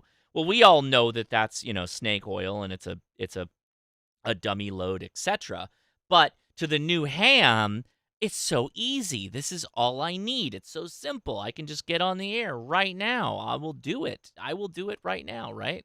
That's a little bit of the problem too. If an antenna doesn't give you RF burns on the backs of your hands and face, it's not worth having. Are you even RFing right at that point? Okay. Yeah, I just, sorry, Josh, I was curious what people thought about these responses, and I wanted to put out how I phrased my question so that it's like, am I coming across as, I just passed my test and what do I do now? Or am I coming across as, hey, I'm trying to help expand the community. How do we do this type thing? You got to do all of it, man. You got to do all the bits. Like you got to dive in on all of it, and when it pops up like a whack-a-mole, then you go off and whack it. I mean, it's the same thing I do on my channel, and everybody else does. Is that when something comes up like this, you battle it and you talk about it and you say like, hey, it's a slice of humanity. There are jerks, there are good people, and if you were to that individual who's like, oh, I heard two people talking, and because of those two people, I never want to be engaged in this community. We might be better off with them not being engaged, to be honest with you. Because if they are so knee-jerk reacting to two individuals being human beings on the air, and their immediate reaction is, I can't do this, well, they're probably too pearl-clutching to even really be a real person on the air. So that's fine. Like, that's probably okay. I hate to say that, but that's probably the real answer. Yeah, it was a younger aged daughter, but still, it's definitely they're jerks. And then you look at them and say like, yeah, there's jerks everywhere. There's jerks on the road. If you cut somebody, if you go 65 and a 65 in Texas or California, there's going to be people that want you to die and burn in hell for the rest of your life. Oh yeah, I am that guy. There you go. We're all back. We're all backed up on that, right? She has the same feelings about those individuals as she does with those two individuals that were arguing betwixt themselves, I will say, that had nothing to do with her, right? It's the same human reality of like, yes, when you go into a place where humans interact, you will interact with humans. And sometimes humans suck. That's just you can hear that you can hear that kind of conversation at the damn mall. Okay. Some of these behaviors definitely do not improve with age, I can say, from working in the nursing home industry. Like, we have fights between people over remotes and the community TV. That's crazy. There's people getting into blows on getting the remote to watch Judge Judy. Yeah, in nursing homes. So, and it's just, it doesn't improve with age. That some people, never grow up. Yeah, I don't want to watch another episode of I Love Lucy. I'm sorry. I'm getting that remote and flipping it over to Jeopardy. We're going to Star Trek, Don. I think age makes people worse. As somebody who's worked retail for a long time, some of the biggest jerks that come into those places are the oldest people, and they're just straight up dickheads sometimes. There is a certain reality of like what happens when you start getting older as you start regressing to medically, right, to a certain degree. And I mean like very aged. And then like you become a kid again almost, and then your kids have to take care of you. Like we know this is a thing that happens with some people. I don't break for comment. Okay, Matthew, I'll let you go in a comment second. on that. I can say. Hold on, 1 second. Hold on. Hold on. I'll let you go. What I was gonna say is that I think there's a level of entitlement that comes with age to a certain degree. I'm not gonna say it's like just because you get older you're more entitled. I'm not saying that. I'm saying in certain situations there might be some amount of entitlement that you think that you can, or maybe you're just too damn tired of dealing with all of it and you're like, just F it, I'm just going to say whatever I want to say. Okay, Matthew, go ahead. I just wanted to say that, yeah, I've seen that kind of neurological decline happen where a person regresses to being more childlike. It's both scary and at times fun because you get to see them in a more uplifted kind of state, and sometimes and other times they're really grouchy, really grumpy, and not afraid to say it. Okay. Yep. They also used to put lead in gasoline, and there's actual research to show with certain generations they are more impulsive, aggressive, and kind of, emotionally unstable. Not to mention the paint. Paint. And the pipes. Yep. Well, thank you. My question has been thoroughly answered here. Thoroughly Tierney has a question. answered. Tierney Yes, sir. has a question on the Discord side there, Josh. Yeah. Go ahead. You want me to read it, or you want well, to pull it up? if you said it, just save me the time and go ahead and read it. She asked, let me know if people would like to offer opinions on this antenna. It's the 10 through 80 meter HF base LT antenna from Alpha Antenna. She can't find any videos on it and wants to know if it's worth it for the Did sale she drop price. the link? Yeah, she did. I don't see it. You got to go up just a little bit in live chat. Got it. Okay, hold on. We'll pull it up right now. Oh, boy. Oh, yeah, that's an Invis antenna. No, my computer's all cattywampus right now. Yay.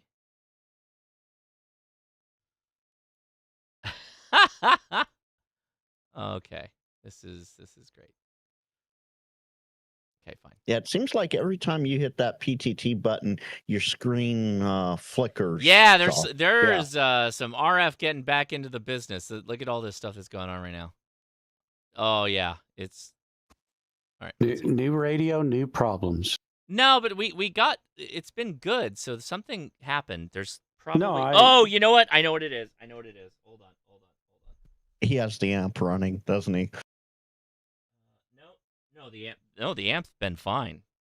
There's probably something we have connected. Oh, yes. Is that the As always. Optima you're using, Josh? No, I am not. Mm-mm. Yep, that was maybe not. No, he's got a 7760. Okay, so let's go to this. There we go. Close that out. And all right. I guess the other question is, what radios does Josh not have? So Tierney lot. apologizes for not being able to. He doesn't have an on. I don't have an on. That's true. So Tierney does apologize for not being able to do voice at the moment. Yeah, but, that's okay. Yeah. So okay, let's walk through the parts of this antenna. So you have a. So club member of hers has this for sale for $125. Oh, buy it. Yeah, buy it. It's worth it for that. Yeah, you're good for that. There you go, Tierney. Yeah. So that whip alone is probably $100, and then there's a transformer and some amount of wires that go along with it, and that'll probably make up the rest of it. $120? Yeah, absolutely. Yep. Now, will that be the best performing antenna? I don't know because I haven't tested it. So I don't know what's actually in this transformer. I don't know what's going on here. And I see two wires coming off of it, which is a little weird. I don't know what that means. I think that's one of those ones you can deploy in multiple ways. So it would depend on how you deploy it. Okay. Because I believe one of the ways is that it can be set up as an Invis antenna. And of course, if you're trying to do Invis, well, then that's a great antenna. But if you're not, and you're hoping to get like England or into Europe with it, it's set up as Invis, no, it's not going to work. But I'm fairly certain that one can be set up in multiple ways. Yeah. Okay. And it is Steve from Alpha Antenna, so we most everybody's gotten him. Okay, so she wants to know, can she make like a crazy dipole with it? Because she already also has a 17-foot whip. Probably not. It doesn't look like the transformer supports that. I don't think that's something you can do. I don't think that's possible. So if you already have okay. So if you already have a 17-foot whip, then the best thing you can do right now is just get a pass-through, like a pass-through that separates the center pin, the whip, from the ground, the shield of the coax, if you will. That would be the best thing you can do, and you can pick those up for relatively inexpensively. And then you can get a tripod or a clamp or do whatever you want, and then you can put radio wires, literally any wires you can get, you can put that underneath it. That's going to be like a very good POTA antenna from whatever you're doing. I can tell you from experience, do not take 17-foot whips and try to make a dipole out of it. When you start to try to raise it, that thing will, I mean, I was up almost like 7 or 8 feet, and the thing was still, there were tips of it touching the ground. It's not stiff enough to go on its side. So Yeah. just, if you're going to do a dipole, just use some wire. Yeah. So she's wondering how she can use all the parts. Just experiment. That's the best part about it. If you Yeah. Go ahead, Don. I'm sorry. I think if you go onto their website, they have a manual for it. Go read what they say in the manual. There'll be examples of the various things you can do with it. Also 'Cause I think consider it's hard. this. Also consider this guy's getting rid of it because he's probably not using it and it's just sitting there. So, probably it's because it's not that great of an antenna for him. I'm not saying it's bad. I'm not saying that. I haven't tested. I can't say that. But yeah, N4KWM just dropped my video about the vertical antenna, like just walking through, like this is everything you need to do a vertical, and you already got the whip, so maybe just watch my video and then just get the accessories you need and just go use that. Like that's what I would do. K Booty has the final answer. Buy the AR antenna book. You don't need a tuner. That's it. That's it. Exactly. You nailed it. Yep. And then after that, if you want, Josh, Nash said he had a question. He is in voice chat, but has the microphone muted. Nash, can you hear us? I sure can. Yeah, what's your question, buddy? So I've been operating FT8 for about the past 2 hours in the mobile rig, and I was just curious about how safe that is for the battery in my car. I know that they're not designed to be constantly drained like that. They're designed to be constantly charged. And I didn't notice any big issues starting it up or voltage drops or anything like that, but I just wondered long term, how good or bad is that? And if it is bad, what can I do, as alternative options? Yeah, don't shut the car off. Don't shut the car off. Then you're running off the alternator. And the battery is just kind of a buffer to the alternator. Yeah, don't turn the power off to the vehicle. Just leave it on. Let it run. Let it idle. Okay. It's fine. Yeah.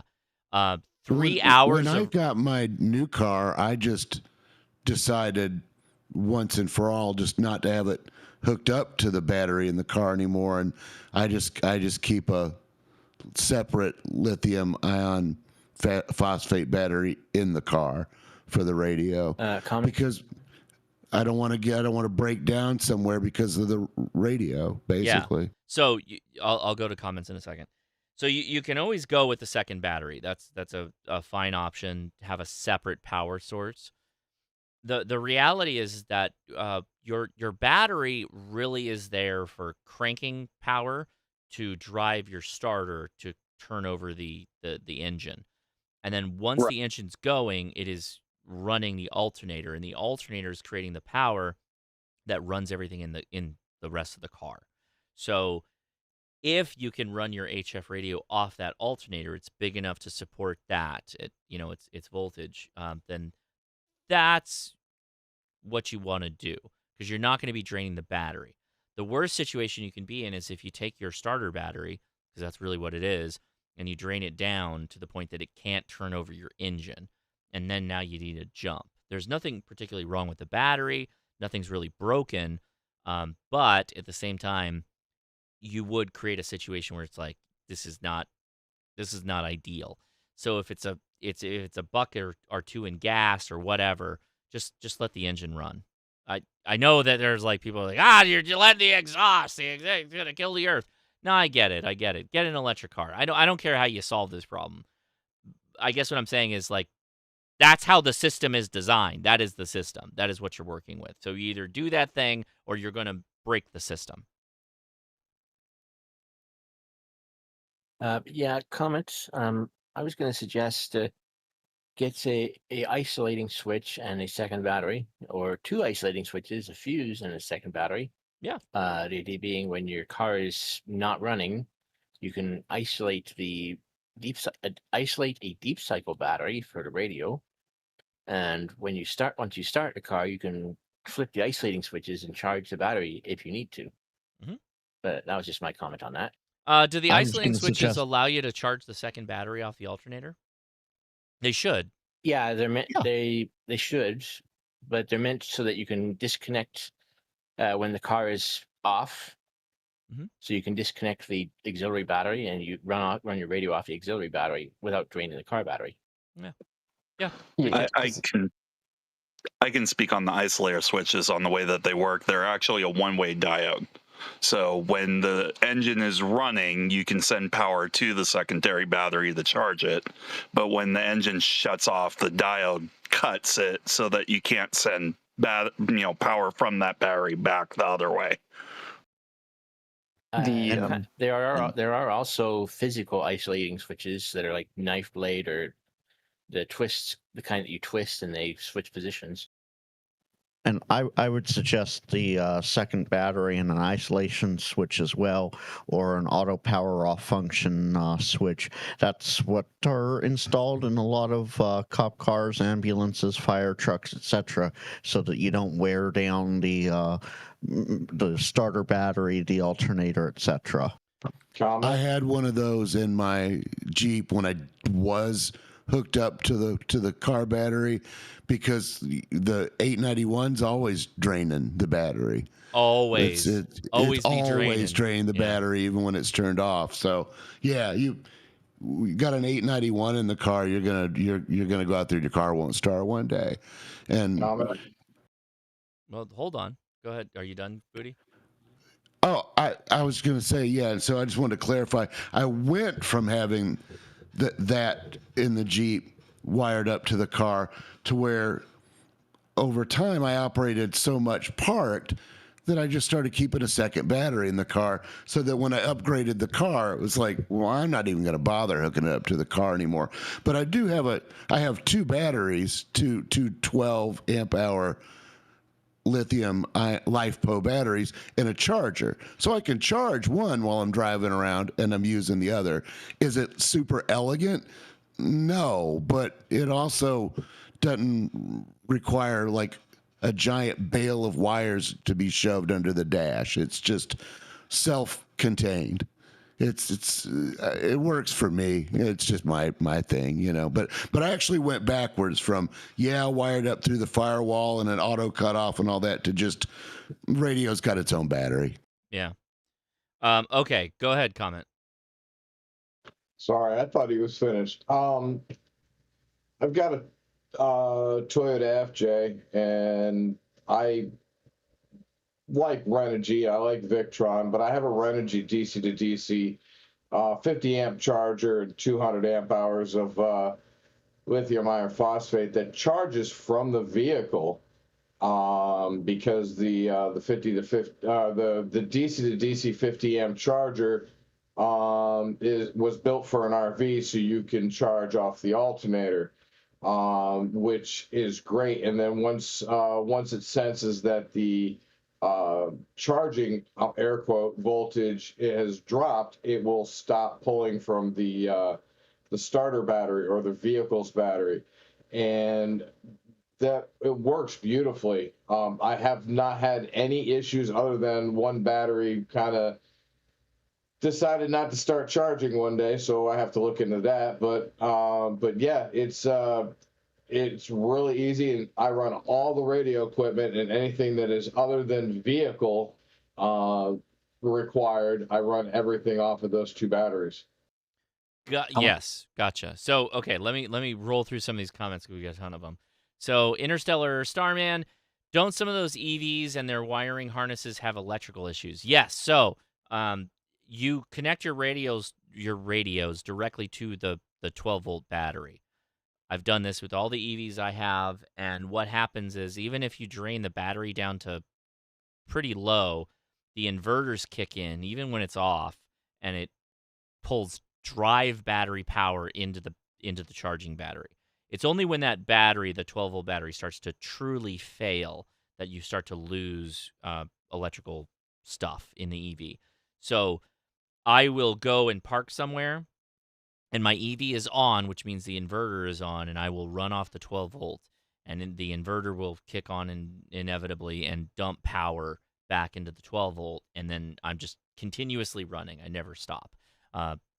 It's the same thing as I think this individual was talking about, except they had their car off. You can do the same thing with an EV. I'm assuming at some point, maybe. I don't know. I don't know that I want to test that. I may have to test that in my driveway, where you leave the EV off and you just key down and work a lot of contacts and see if you can drain the battery out and then see what the EV will do. I'm worried about destroying a battery doing that, so I may have to get a backup when my battery may be ready to think about doing that anyway. That's a good question. I may have to think about that. Okay. So next one is Esco Mag. If I get a high cranking amp battery, you have all time to run any other use. So I'm going to suss out what I think you meant.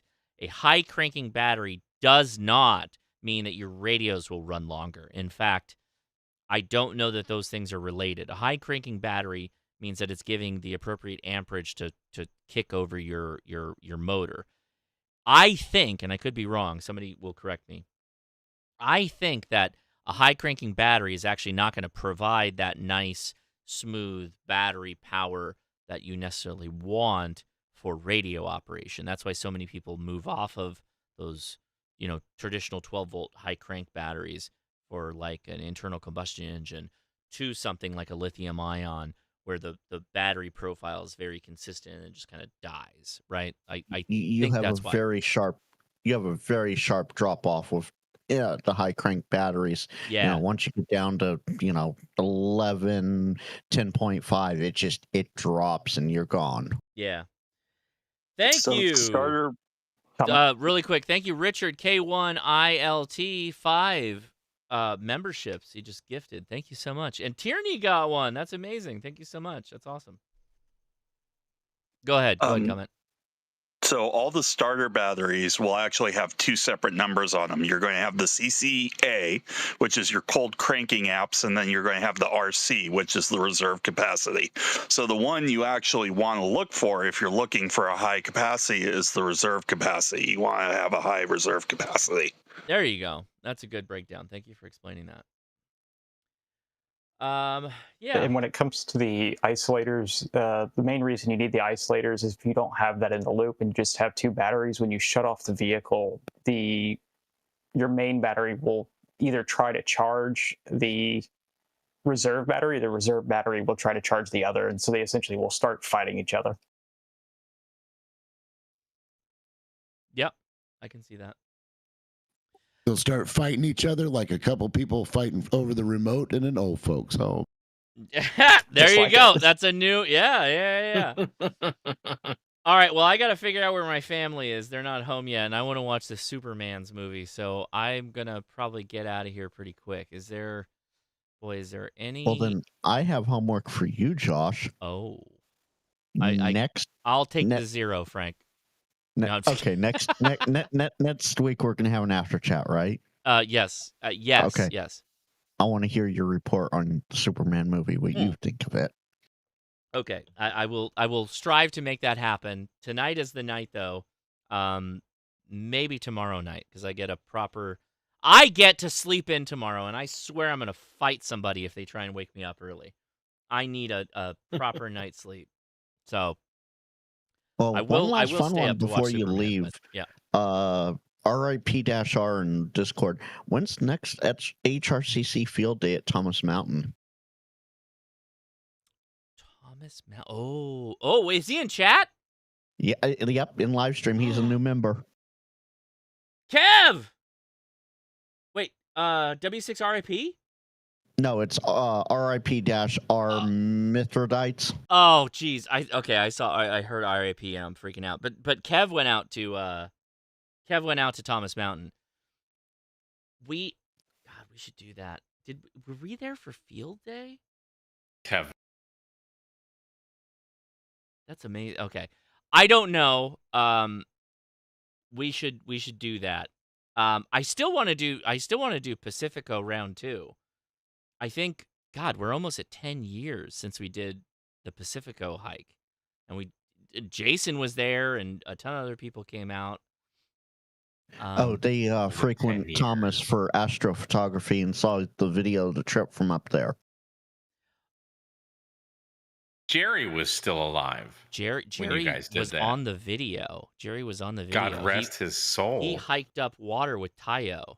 Tayo Yeah. and Tayo brought up. I think Tayo carried some of the water. Yeah. Yeah, that would be fun. Okay. I don't know when we're gonna go back to Thomas Mountain. I want to go back to Pacifico. Yeah, it was 2018, Mike. You're totally right. I want to go back to Pacifico before we go back to Thomas. I would like to put together something for that. Yeah, I think if we do Pacifico, I'm a little worried that I don't know where everybody's gonna park. That's my problem. It was a bit sketchy. I guess it wasn't that bad. I'm gonna work with the one, the only Adam K6ARK and Mark Soda Plus and talk about this. It was not field day. That's right. Brooks was there. Yeah, Brooks is in the chat. Yeah, he went. I want to do Pacifico again though. I think that's gonna be the jam. I think we're all just gonna have to carry more water, and then we'll be good. We'll just carry a lot of booze and water, and we'll be set. No beer. Can't do that. Just have to have booze. Because I think we get good signal up there, if I remember correctly. Enough signal. Yes. All right. There you go. I got to think about that. I think this might be the year because we got. Yeah. Let me start doing that now. There you go. Even more homework for you, Josh. Yeah, you gave me the homework for next week is tell me about Superman turned into homework for the entire year to get ready for Pacifico. Okay, got it. Thank you. Very good. All right, I got to head out of here. Anybody with a quick one got it, or otherwise I'm booking it. Or otherwise you just hang out. I'm just and going to answer say a folks. quick. So Yeah, go ahead. I'm just saying a quick 7-3s to you there, Josh, and have a good night. Thank you, buddy. I'm going to head out of the channel here. All right, buddy. Thank you. Panaham, go ahead. So I don't have a quick one per se. I'm going to give you something to chew on, and then I'll hit you up next one on it. I'm having major issues with noise from my high voltage batteries, so I'm willing to ground whatever the hell I need to ground and do whatever it takes. So if you can think about that one and let me know what you think. I'll hit you up next time and we'll talk about it because I'm sure that's going to take more than quick. And then a quick wait, hold on. Wait. Let's do the one. High voltage batteries, like just stationary batteries that are just in your home, or what are we talking about? EV. I have a Chevy Volt, and I know it's my high voltage batteries causing the noise because when I turn the car off, the noise floor just drops to nothing. Yeah, dude, there's that's a manufacturer problem. I'm dealing with similar things. Like a lot of the high voltage batteries, as people are like, I need more power and I need more total capacity. They're not shielding enough of that stuff because they don't really care about the RF. Do you have AM radio in your vehicle? Yeah, I do, and it works. Sometimes works, other times it doesn't. So it just depends on the situation. The biggest thing for me is wait, hold on. on. Combat it. I don't know. I don't know. There is some fairly aggressive routes that you can go, but I have not endeavored into any of that. I cannot answer your question. I really can't. I don't know the answer because otherwise I'd be doing it already. I'm sorry. I can't answer. Thank you for the last question being the one I can't answer. We're going to have to put our heads together and figure that one out because both of us are affected by that. Yeah, dude. That when I stop, the noise floor goes to nothing. It's when I'm going that it's like it's bad. And it's bad like in the low frequencies. 10 meters is workable, and like 12 is also workable. But a lot of the higher frequencies or lower frequencies, it's dead. And the problem is it's so adjacent. I don't know that like filtering, like you would have to do filtering. You would have to have something physically in line that would suppress it. No amount of like adding more toroids is going to solve it because the noise is everywhere and it's so high powered that it's just going to drown everything out. That's the problem. Josh, have you tried turning it off and on again? I have. Yeah, well, I'm doing 65 down the freeway. Yep. Yeah. And I just shut the whole thing down. I'm like, My noise is better now. All right, turn it back on. Oh, it's crap again. You know, like that. Yeah. Definitely. It's most specifically a factory reset. Yeah. I do the factory reset while I'm on the highway. Yep, that's what definitely gets it going. Okay, what was the other? I've got a quick question. Well, I think the other person, the one I was talking to, had something else they were going to say. Go ahead. Oh, just a statement that nobody gets me to open my wallet more than you and Mike. I swear, you guys spend my money left and right all the time. Peruse the links in the video description if you have not. I'm just kidding. But yeah, thank you, buddy. I don't know if that's a thank you worthy thing or I'm sorry or, you know, appreciate you being in there. Thanks for watching. I don't know what to say. Josh, I have the perfect words for you. Have you met the Ham Radio Workbench yet? Oh, yeah, that's another group that'll blow your money faster than I'll get out. Jam Scan, go ahead, buddy. I haven't heard from you in a little while. What's going on, man?